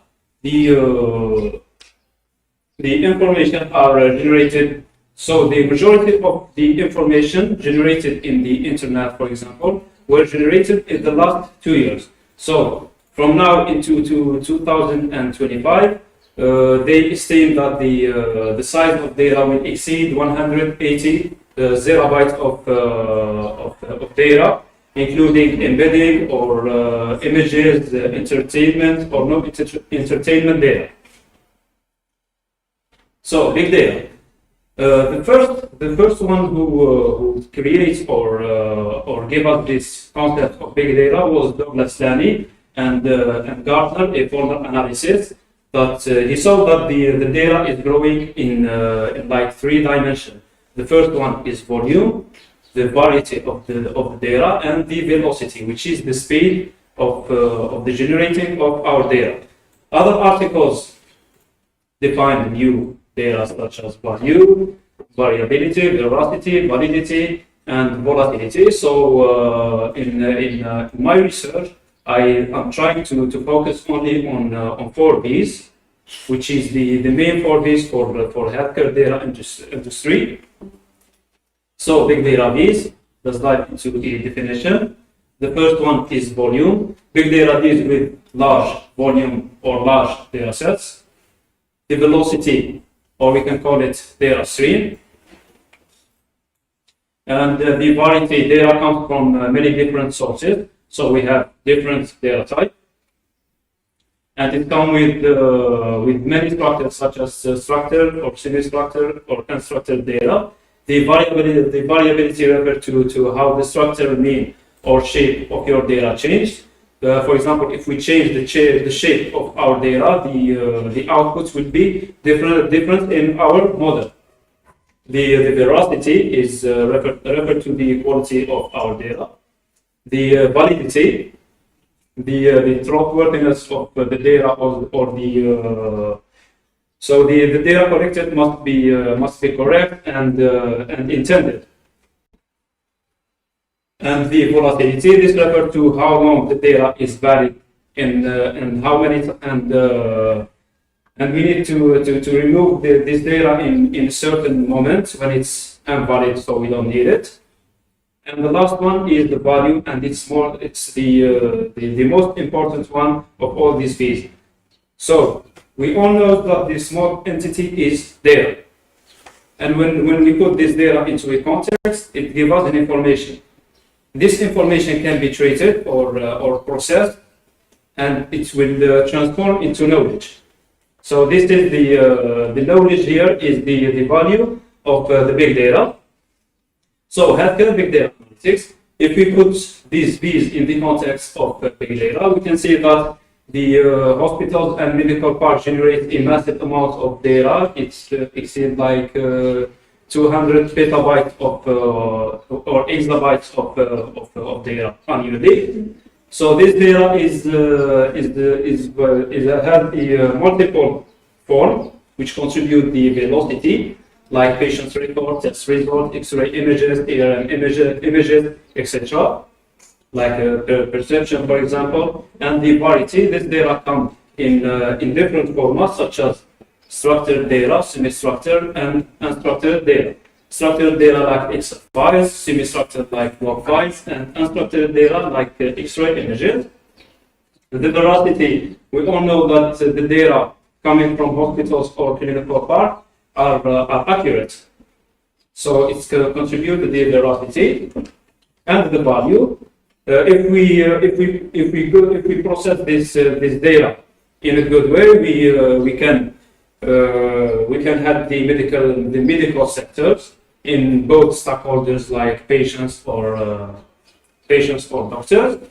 So we can tackle the issue of cost reduction and early disease detection and give better treatment. The use of big data analytics in healthcare. We have multiple uses for big data analytics in healthcare: telemedicine, diagnosis, patient treatment, precision medicine, preventive medicine, cost reduction, medical research, and health population and supports. So, health recommender system. Let's start with the definition of basic recommender system. Due to data overload, the process of retrieving valuable information from vast data becomes a challenge. In the field of information filtering, recommender system, or RSS, is an information retrieval system furnishing end user with related items. For example, if a user he watched Harry Potter 1 and he liked it, the system will automatically recommend the next movie of Harry Potter, which is in the same context. So, in the context of healthcare, it leverages patients' information, medical expertise, and data analytics to provide tailored healthcare suggestions. Health recommender system decision support for medical professionals and physicians by recommending drugs, therapies, and predicting disease and suggesting appropriate treatment for patients or doctors is the same. So classification of recommender system. I excluded the model-based recommender system in this part. So we have content-based filtering is the first one, is the most basic one. The collaborative-based, knowledge-based, and hybrid-based filtering. Starting with content-based. Content-based filtering is a type of recommendation that generates personalized recommendation for users depending on their content or attributes of items. For example, we have two items. We can calculate the similarity between these two items and suggest the next one. Content-based filtering recommender system are based on the assumption that user will prefer items similar to those they have previously interacted with or expressed an interest in. For example, in the case, for example, I mentioned earlier of Harry Potter movies. In healthcare context, patients with comparable disease or health condition are likely to receive similar treatment. Healthcare or services. For example, if drug A works good with patients, we need to recommend the same drug for similar user or similar patient. The collaborative filtering, user-based collaborative filtering operates on the principle that users with similar preferences like similar products. Item-based collaborative operates on the premise that collaborative filtering is divided on two. So it's user-based or item-based. So in user-based, we calculate the similarity between users, like Jagger similarity or cosine similarity. And in the item-based, we do the inverse. We calculate the similarity between items instead of users. In healthcare context, this technique considers patients' historical data, such as their medical history, symptoms, treatments, and outcomes to identify similarities with other patients. It then suggests treatment, medication, or lifestyle changes based on what has worked well for a similar patient in the past. And the knowledge base. The knowledge base doesn't require any data or interaction of users or it's based on explicit knowledge about the item assortment and constraints of dependencies between user preferences and item properties. It's like domain ontologies. A knowledge-based recommendation system in healthcare is designed to provide personalized recommendation by leveraging explicit knowledge about medical domain expertise, patient history, treatment guidelines, and in the knowledge base, we excluded the item, or not the item, but the user interest. So hybrid filtering is the combination of two recommender systems. The most familiar example here is the combination of content-based and collaborative-based. So until now we have a data set, a medical data set, and we build a recommended system, and then suggest treatment or next activities, sport activity, or anything related to health. So after reading some literatures, we detect many drawbacks with current health recommended system. The first drawback is the majority of recommended systems should not focus solely on rating or patient's behavior, and they do not provide the comprehensive data needed for more critical health recommendation. The second drawback is health recommended system need to prioritize clinical guideline over the user preferences or the item characteristic or features. And the health recommended system must prioritize clinical data over patients' preferences to promote better health outcomes, even if the recommendation go against the patient or the user preferences or desires. So the third one, the current health recommended system only partially reflects the full truth due to multiple factors, such as the limited data integration. So if we only focus on patients rating on drugs, we excluded many information like drug interaction or drug side effects, etc. The last one is incomplete insight. Incomplete insight lead to harmful consequences or wrong prediction or wrong recommendation. And beside of the lack of real-time processing and the privacy and security concern and the limit access to certain type of healthcare data, especially when it comes to healthcare data sets. So in this section, I try to find solution using big data analytics.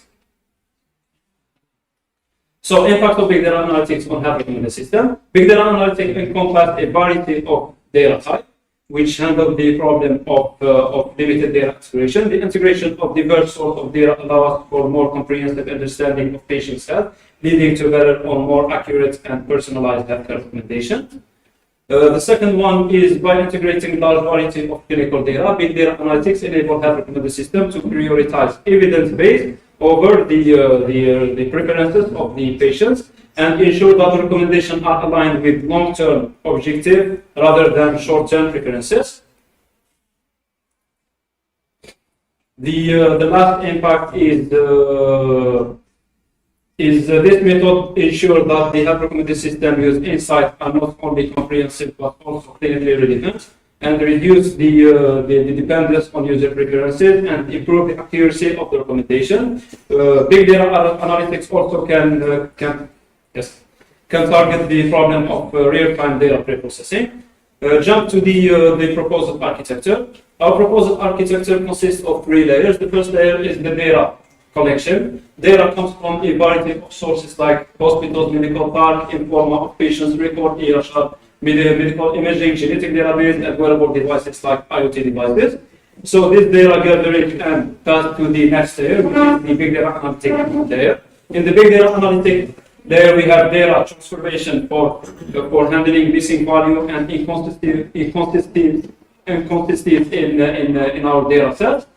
And then this data transformed or stored in our system using some tools like, for example, Hadoop that have the HDFS, which is Hadoop distributed file system for grant our data storage. And the last part is the big data analytics, queries, OLAP, reports, and data mining.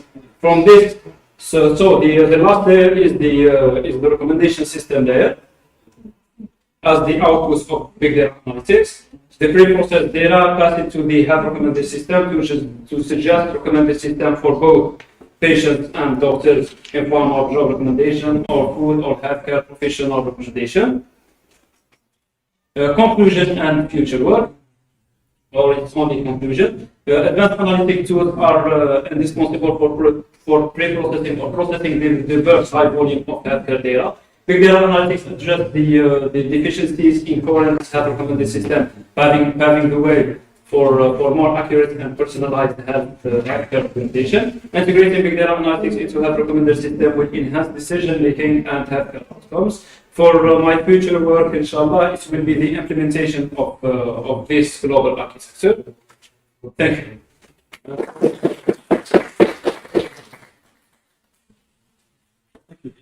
Thank you. Any question? Yes, what is your data source? So in the data source, I was looking for a healthcare data set, but the data sets provided by Kaggle and many platforms did not respect the I don't know how to say it. They respect the norm of big data. For example, to consider data set as big data, we need to respect all the B's, or at least 3 B's. Validation. Validation of what? Of this No, in this approach, I will the validation. I will try to build a recommender system, and I already proved it in another literature review paper. I will build a recommender system, a basic recommender system, and try to prove the impact of big data analytics in the pre-processing part. So we have data sets, and then treatment, and then outputs as a result. So the majority of health recommender system or recommender system community works on models.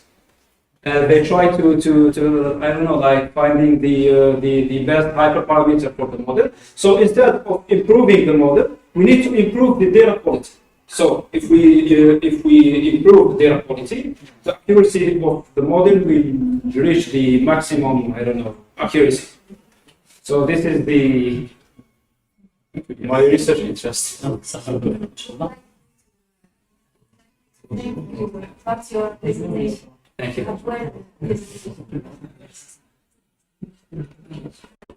Okay, the next one, Usama.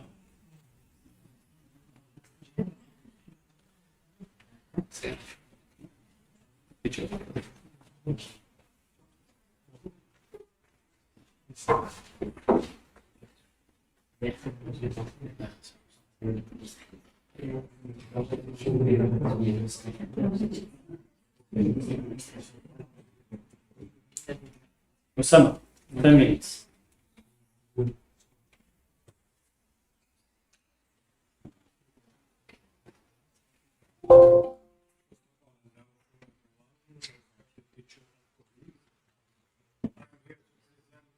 Subject about the matrix factorization model for streaming session-based recommendation. My name is Usama. I am a student from a PhD student in Ibn Khaldun University. The title of content is section 1 about generality about the recommender system. Then we have streaming session-based recommender system task. Then matrix factorization and our model for SSBR problem. And finally, result of future works. So as we know, the recommender system are algorithms used to predict user preferences and suggest product, service, or content that a user may be interested in. They are used in a wide range of application. Why recommender system is for satisfied users and attracted them to the platforms or websites. The most popular types of recommender system we have content-based recommendation and collaborative filtering. User feedback in the platforms have two types. Explicit feedback like like a written scale or binary value. Value is dislike this content. And the implicit feedback like monitoring user behavior, view duration, or click pattern.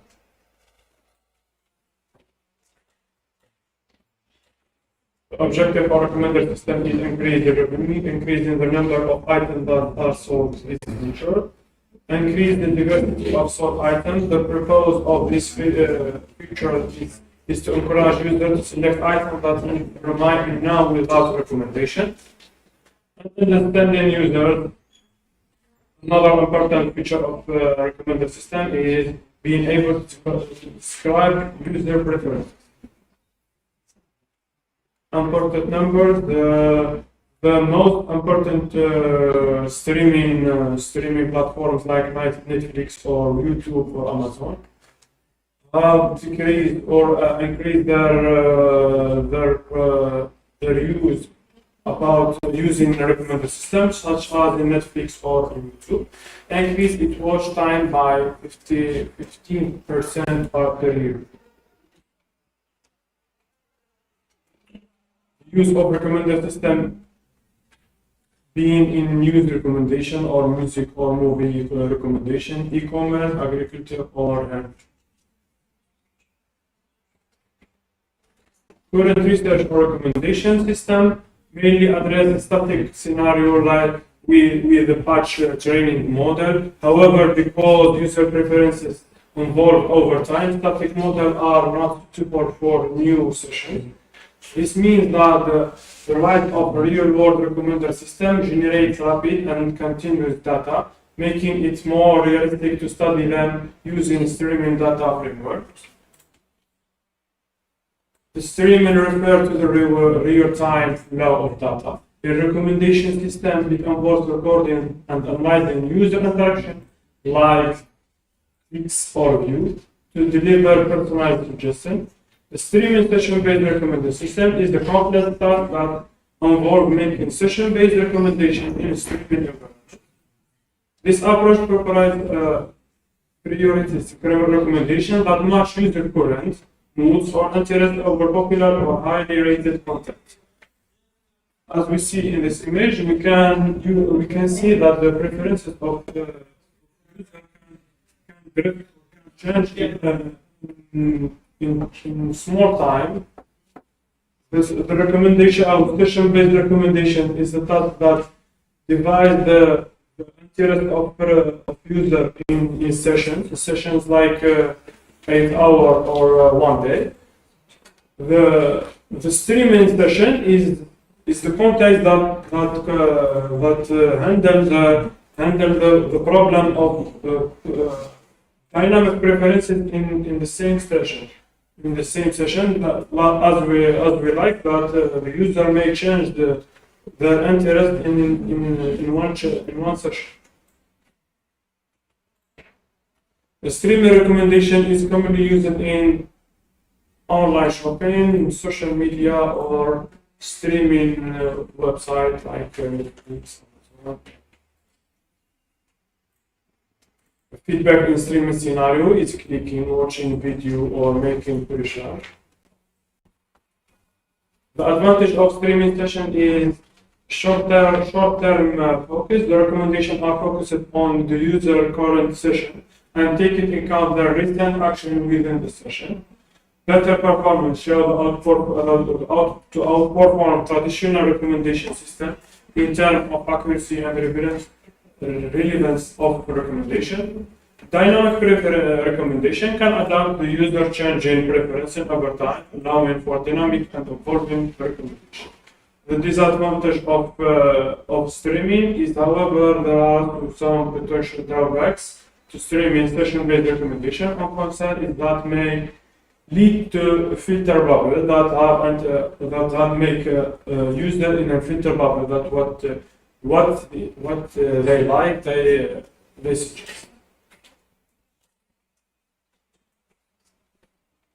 The matrix factorization is a popular technique in recommender system, where it's used to predict user preferences based on patterns learned from existing data.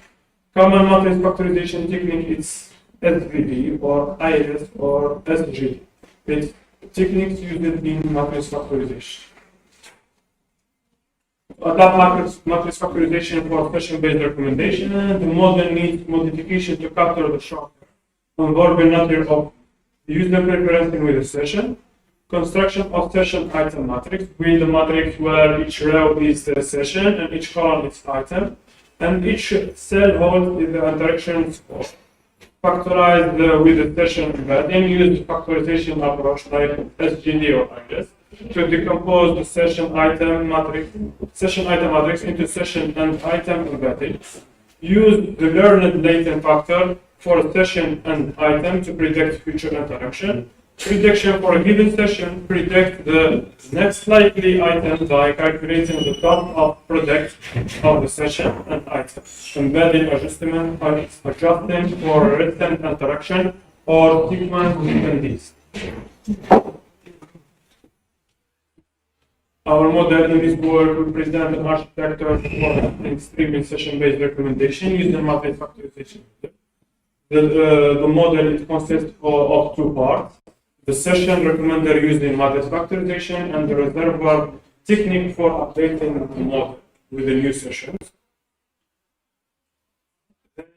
The model firstly have an online model and an offline model and online model with offline session and with streaming session. The streaming session is entered into the reservoir. Reservoir will update the model by the new coming session to make a model that have new updates and new change in user preferences.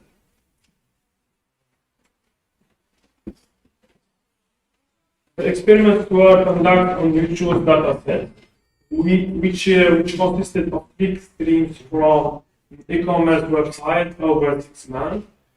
The YouTube dataset it have the sessions are divided by sessions.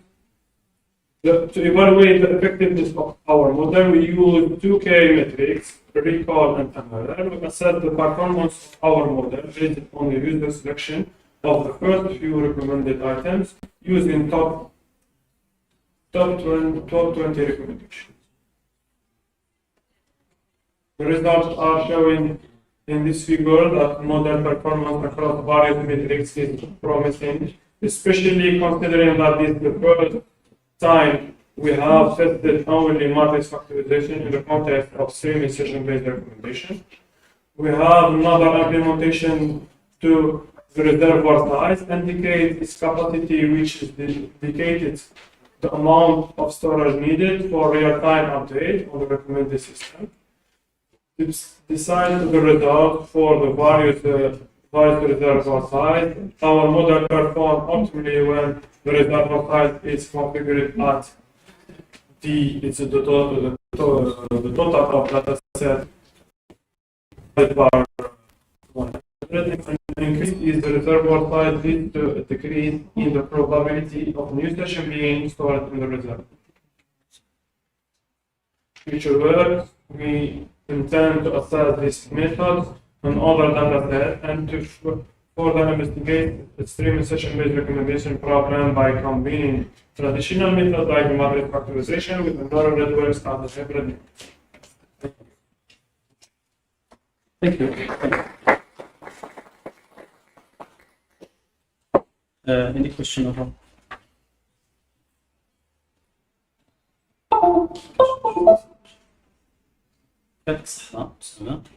The next one, Jerry, Tima.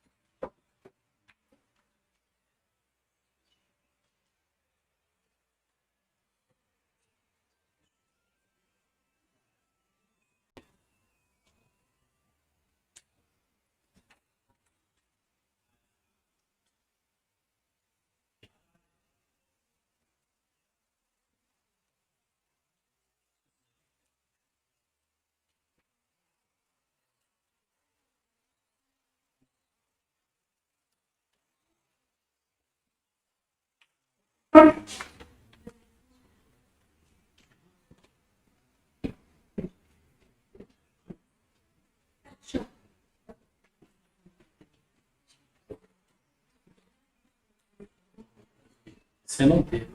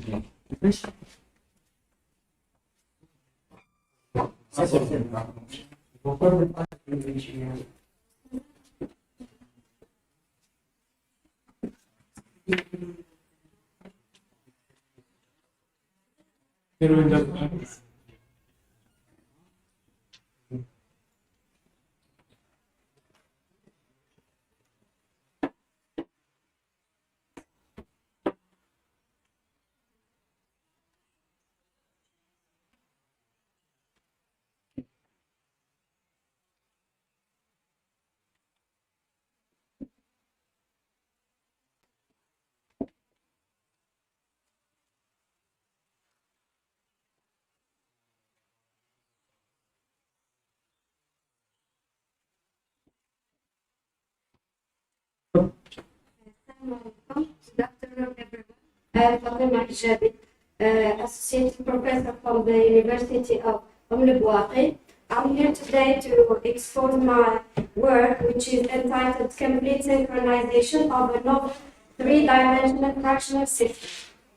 The overview of our work is given as first, we give an introduction, which is a brief introduction about the topic.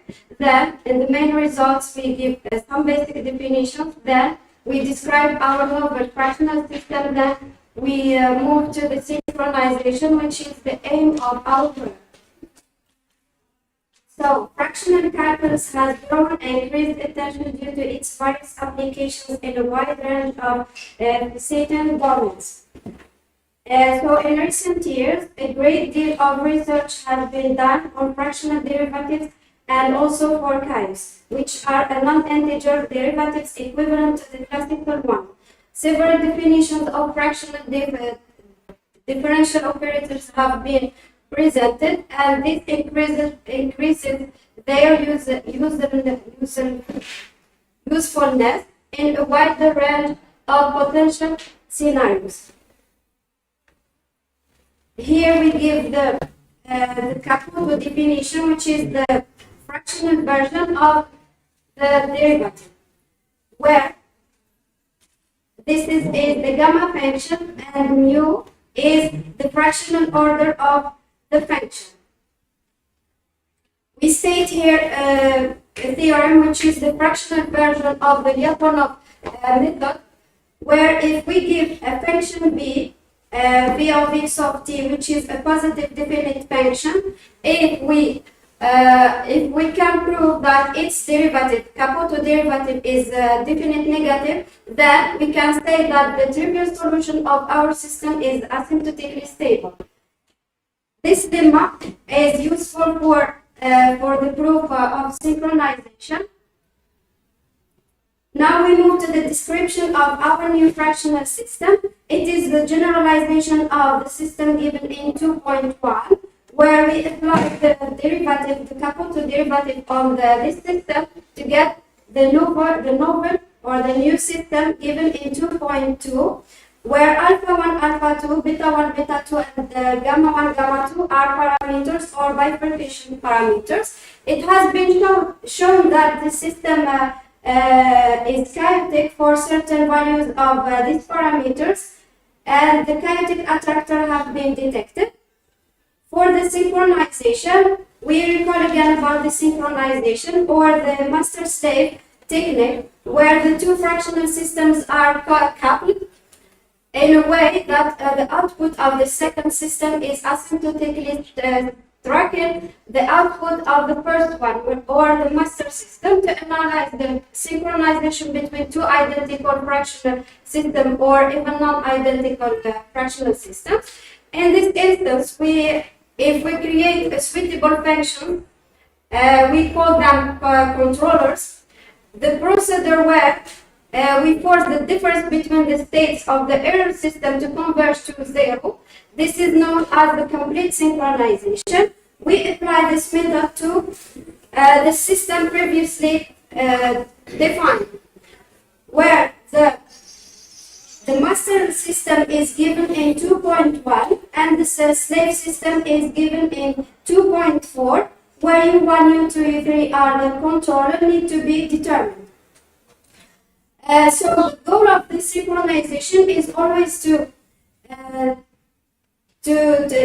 force the error system to approach to zero. The results are given in the theorem stated here. So the pair of identical fractional chaotic systems is synchronized under the control law U1, U2, U3 given in formula 2.5, where A, B, and C are the constants and they are the upper bound of the state, of the system states. To show or to prove the theorem, we first give the error system. It is given, as we already said, that it is a complete synchronization. So the error system is the difference between the state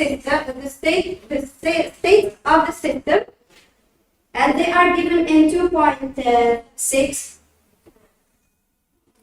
We apply the capote of fractional derivative to the error system, and then we substitute the system 2.3 and 2.4 in 2.7 to get the formula 2.58. And now using the algebraic identity and also the lemma previously stated, and we get that the fractional error system is given in 2.9. In this stage, we use the Lyapunov direct method. So we give the Lyapunov function as we see here. It is equal to 1 over 2 of E1 squared plus E2 squared plus E3 squared. It is the positive definite function. If we show that delta V or the x capote derivative is negative, then we come to our aim. To do so, we need the lemma previously stated, and it is shown here that in fact delta V or the capote fractional derivative of V is negative, which means that the zero is asymptotically stable. So to validate our findings, we illustrate the error system, and here we give in figure 1 the slave and the master system. We see here that the two systems are or start from different initial conditions, and all over the time we can see that they have the same trajectory, which means that they are well synchronized. And here we give the error system, and we clearly see that it goes to zero all over the time, which means that the error system goes to zero, which means that the two systems are well synchronized. So in this study, we have established a new fractional system by generalizing a continuous map. We have built an appropriate controller after first discussing the dynamical behaviors of this system in order to achieve the complete synchronization. And that's all. Here are some references, and thank you for Any question? Anyone? No question? Thank you. Thank you. The next one, Isma.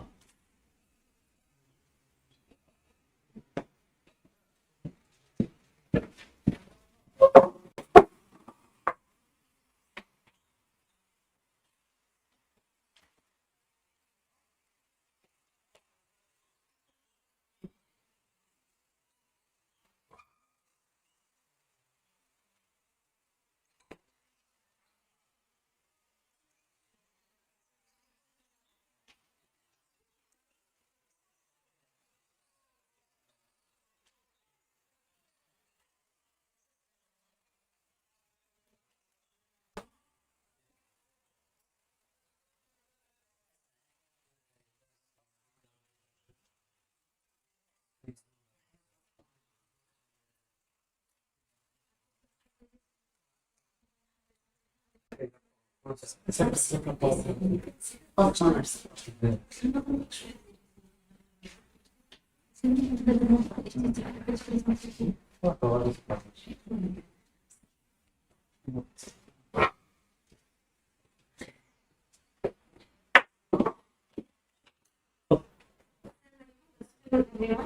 am Ensta, Associate Professor at the University of Sri Lanka, and member of the Laboratory of Mathematics.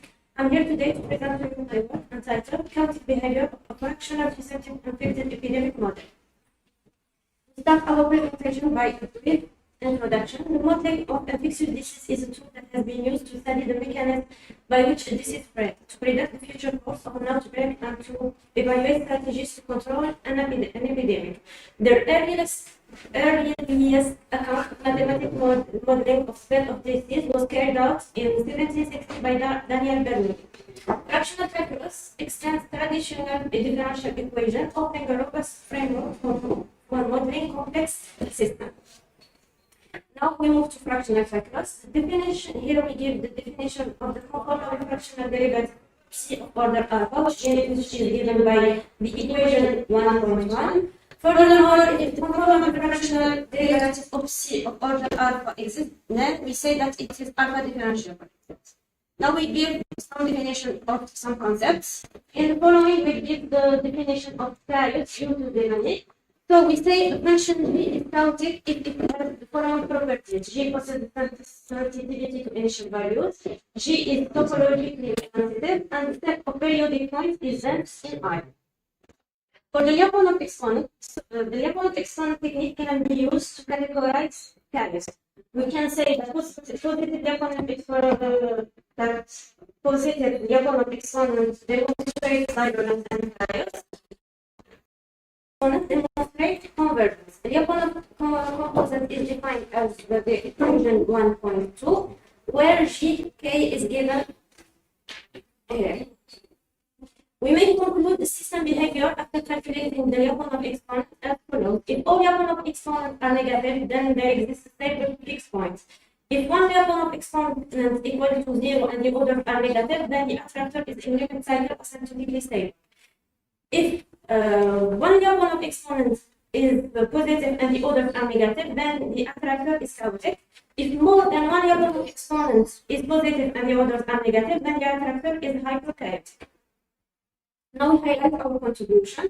We assume that the entire population is separated into two compartments, susceptible compartment S and the infected compartment I. So we get the model given in 2.2, where the alpha is the conformal fractional derivative and alpha belongs to 0, 1, and the other parameters are given here.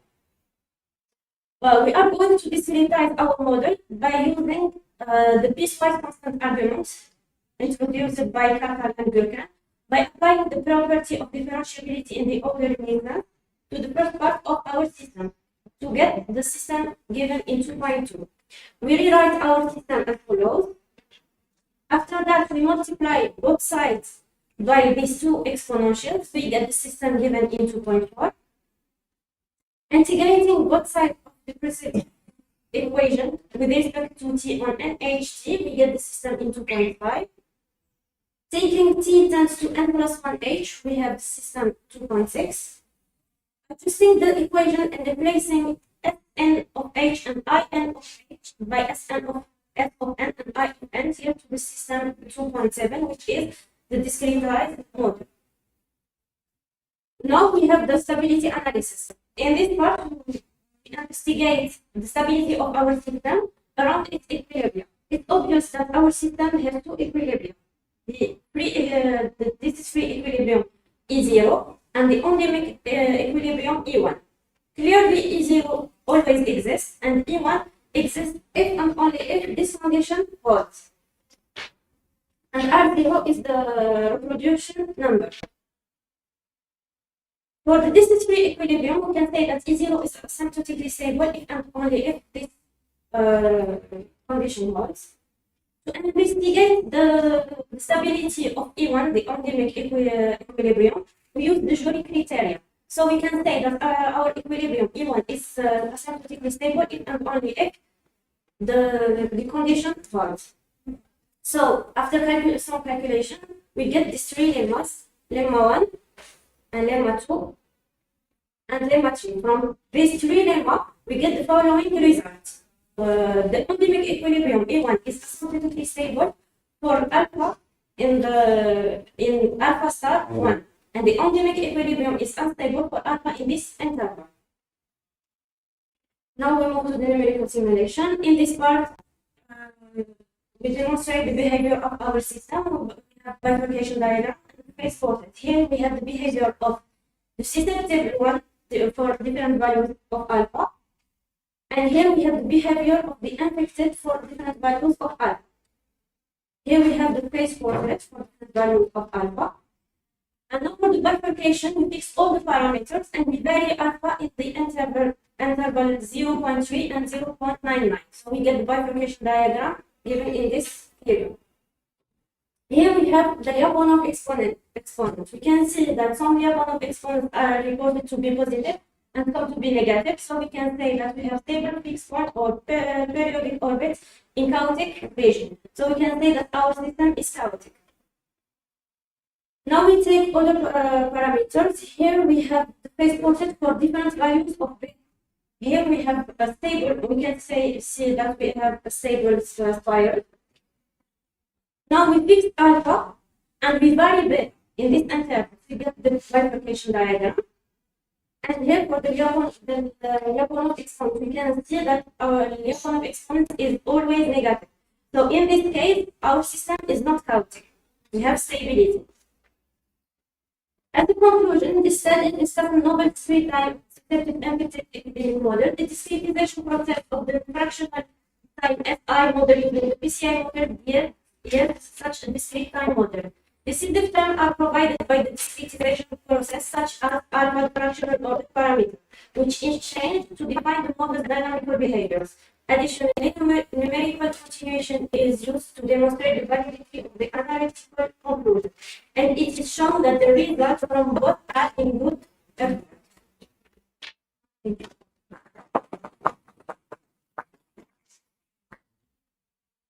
Anyone has a question? Any question? So, thank you. The next one.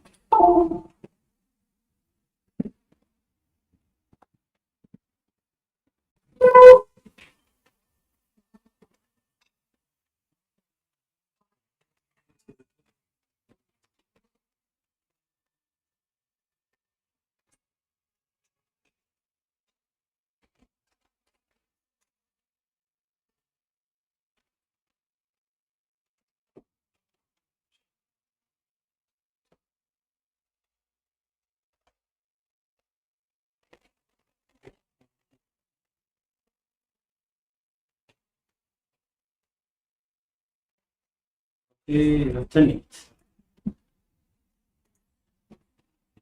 et messieurs, chers assistants, bonjour à tout le monde. Je me présente, je suis Motoki, étudiant de la faculté des hydrocarbures et de la doctorant de la faculté des hydrocarbures et de la chimie de l'université de Montréal. Aujourd'hui, j'ai l'opportunité de vous présenter notre étude intitulée l'augmentation de la tolérance CO2 dans le gaz naturel et son impact sur l'unité de décarbonation.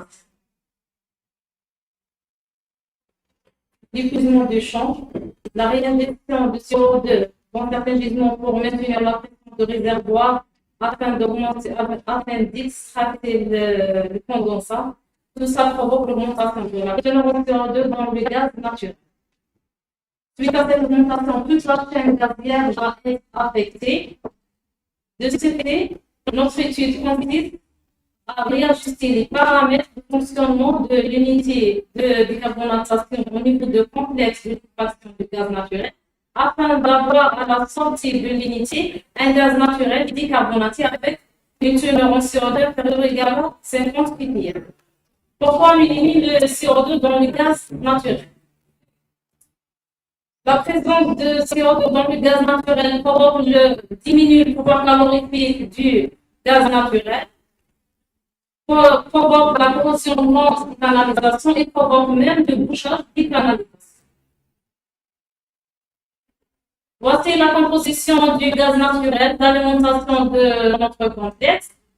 On a comme constituant principal le méthane avec plus de 82%, en présence de petites quantités de l'éthane et de l'eupropane, en présence des traces de l'isobutane, normalbutane, l'isopentane, normalpentane et de l'hexane, en présence des quantités de CO2, de H2O et des gaz inertes.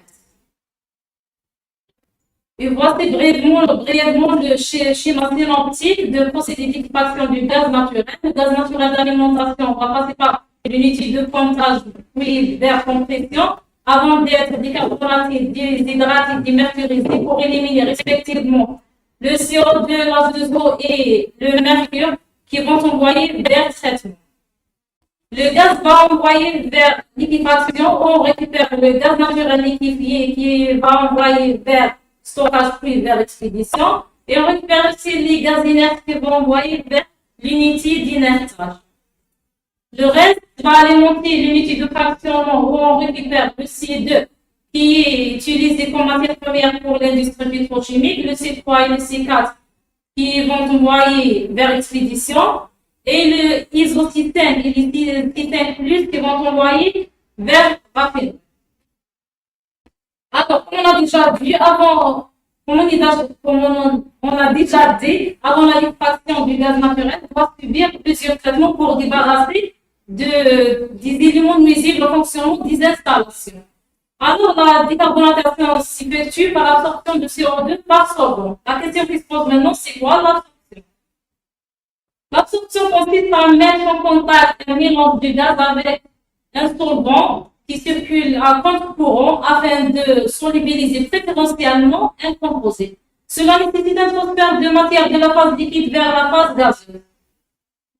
La distorsion de ce composé s'effectue lorsque le transfert de matière s'effectue de la phase liquide vers la phase gazeuse, c'est-à-dire la régénération du solvant utilisé.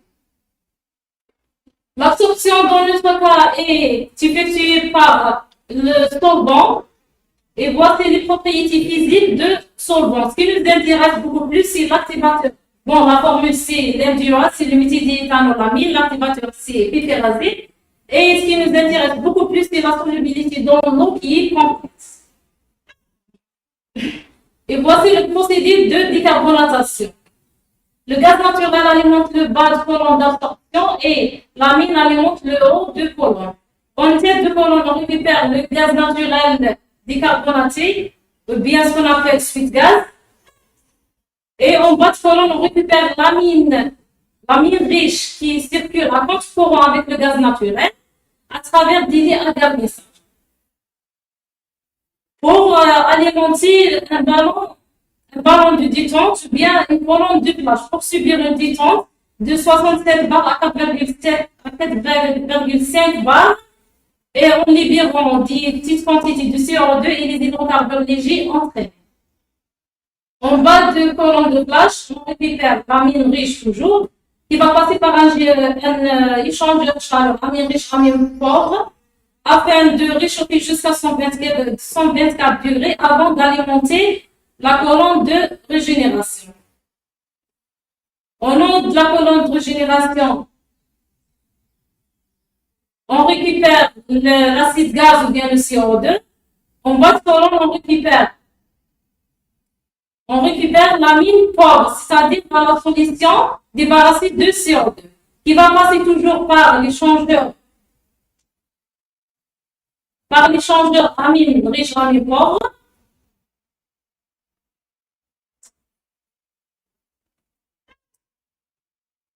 Pour refroidir jusqu'à 48 degrés, en passant par un aéroréfrigérant pour refroidir aussi jusqu'à 40 degrés avant de réalimenter l'absorbeur. Donc, c'est une boucle plus ferme. On a l'absorption et la régénération solvant en même temps. Alors, le but essentiel de notre étude, c'est de calculer le débit de solvant pour garantir une absorption de CO2 afin d'avoir à la sortie de l'unité une teneur en CO2 inférieure ou égale à 50 ppm. Là, on doit tout d'abord calculer la fraction molaire de CO2 dans l'amine riche, c'est-à-dire la fraction molaire absorbée par le solvant. On a utilisé la méthode d'interpolation linéaire, telle que les YE et les XS sont respectivement la fraction de CO2 dans le gaz naturel et la fraction de CO2 dans l'amine riche, c'est-à-dire la fraction XS, c'est la fraction absorbée par le sol. Les résultats sont montrés dans ce tableau et le graphe présente ces résultats. Donc, on a une augmentation de la quantité de CO2 dans le solvant avec l'augmentation de CO2 dans les gaz naturels. Donc, on aura une absorption.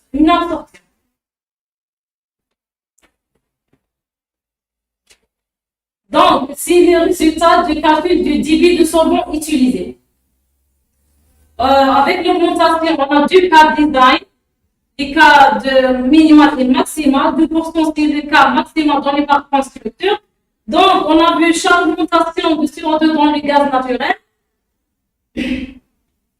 On remarque une augmentation de débit, bien sûr, c'est bien évidemment une augmentation de volume nécessaire. Et voici la variation de débit de solvant en fonction de la CO2 dans les gaz naturels. L'étude avait pour objectif de calculer le débit de solvant nécessaire pour avoir une absorption maximale, c'est de 50 ppm volumique. Et les résultats permettent de conclure que les débits d'MDEA sont admissibles et répondent aux normes exigées par le constructeur de. Merci.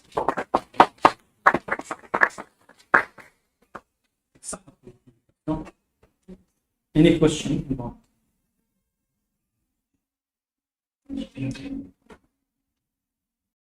بروك يعطيك الصحة.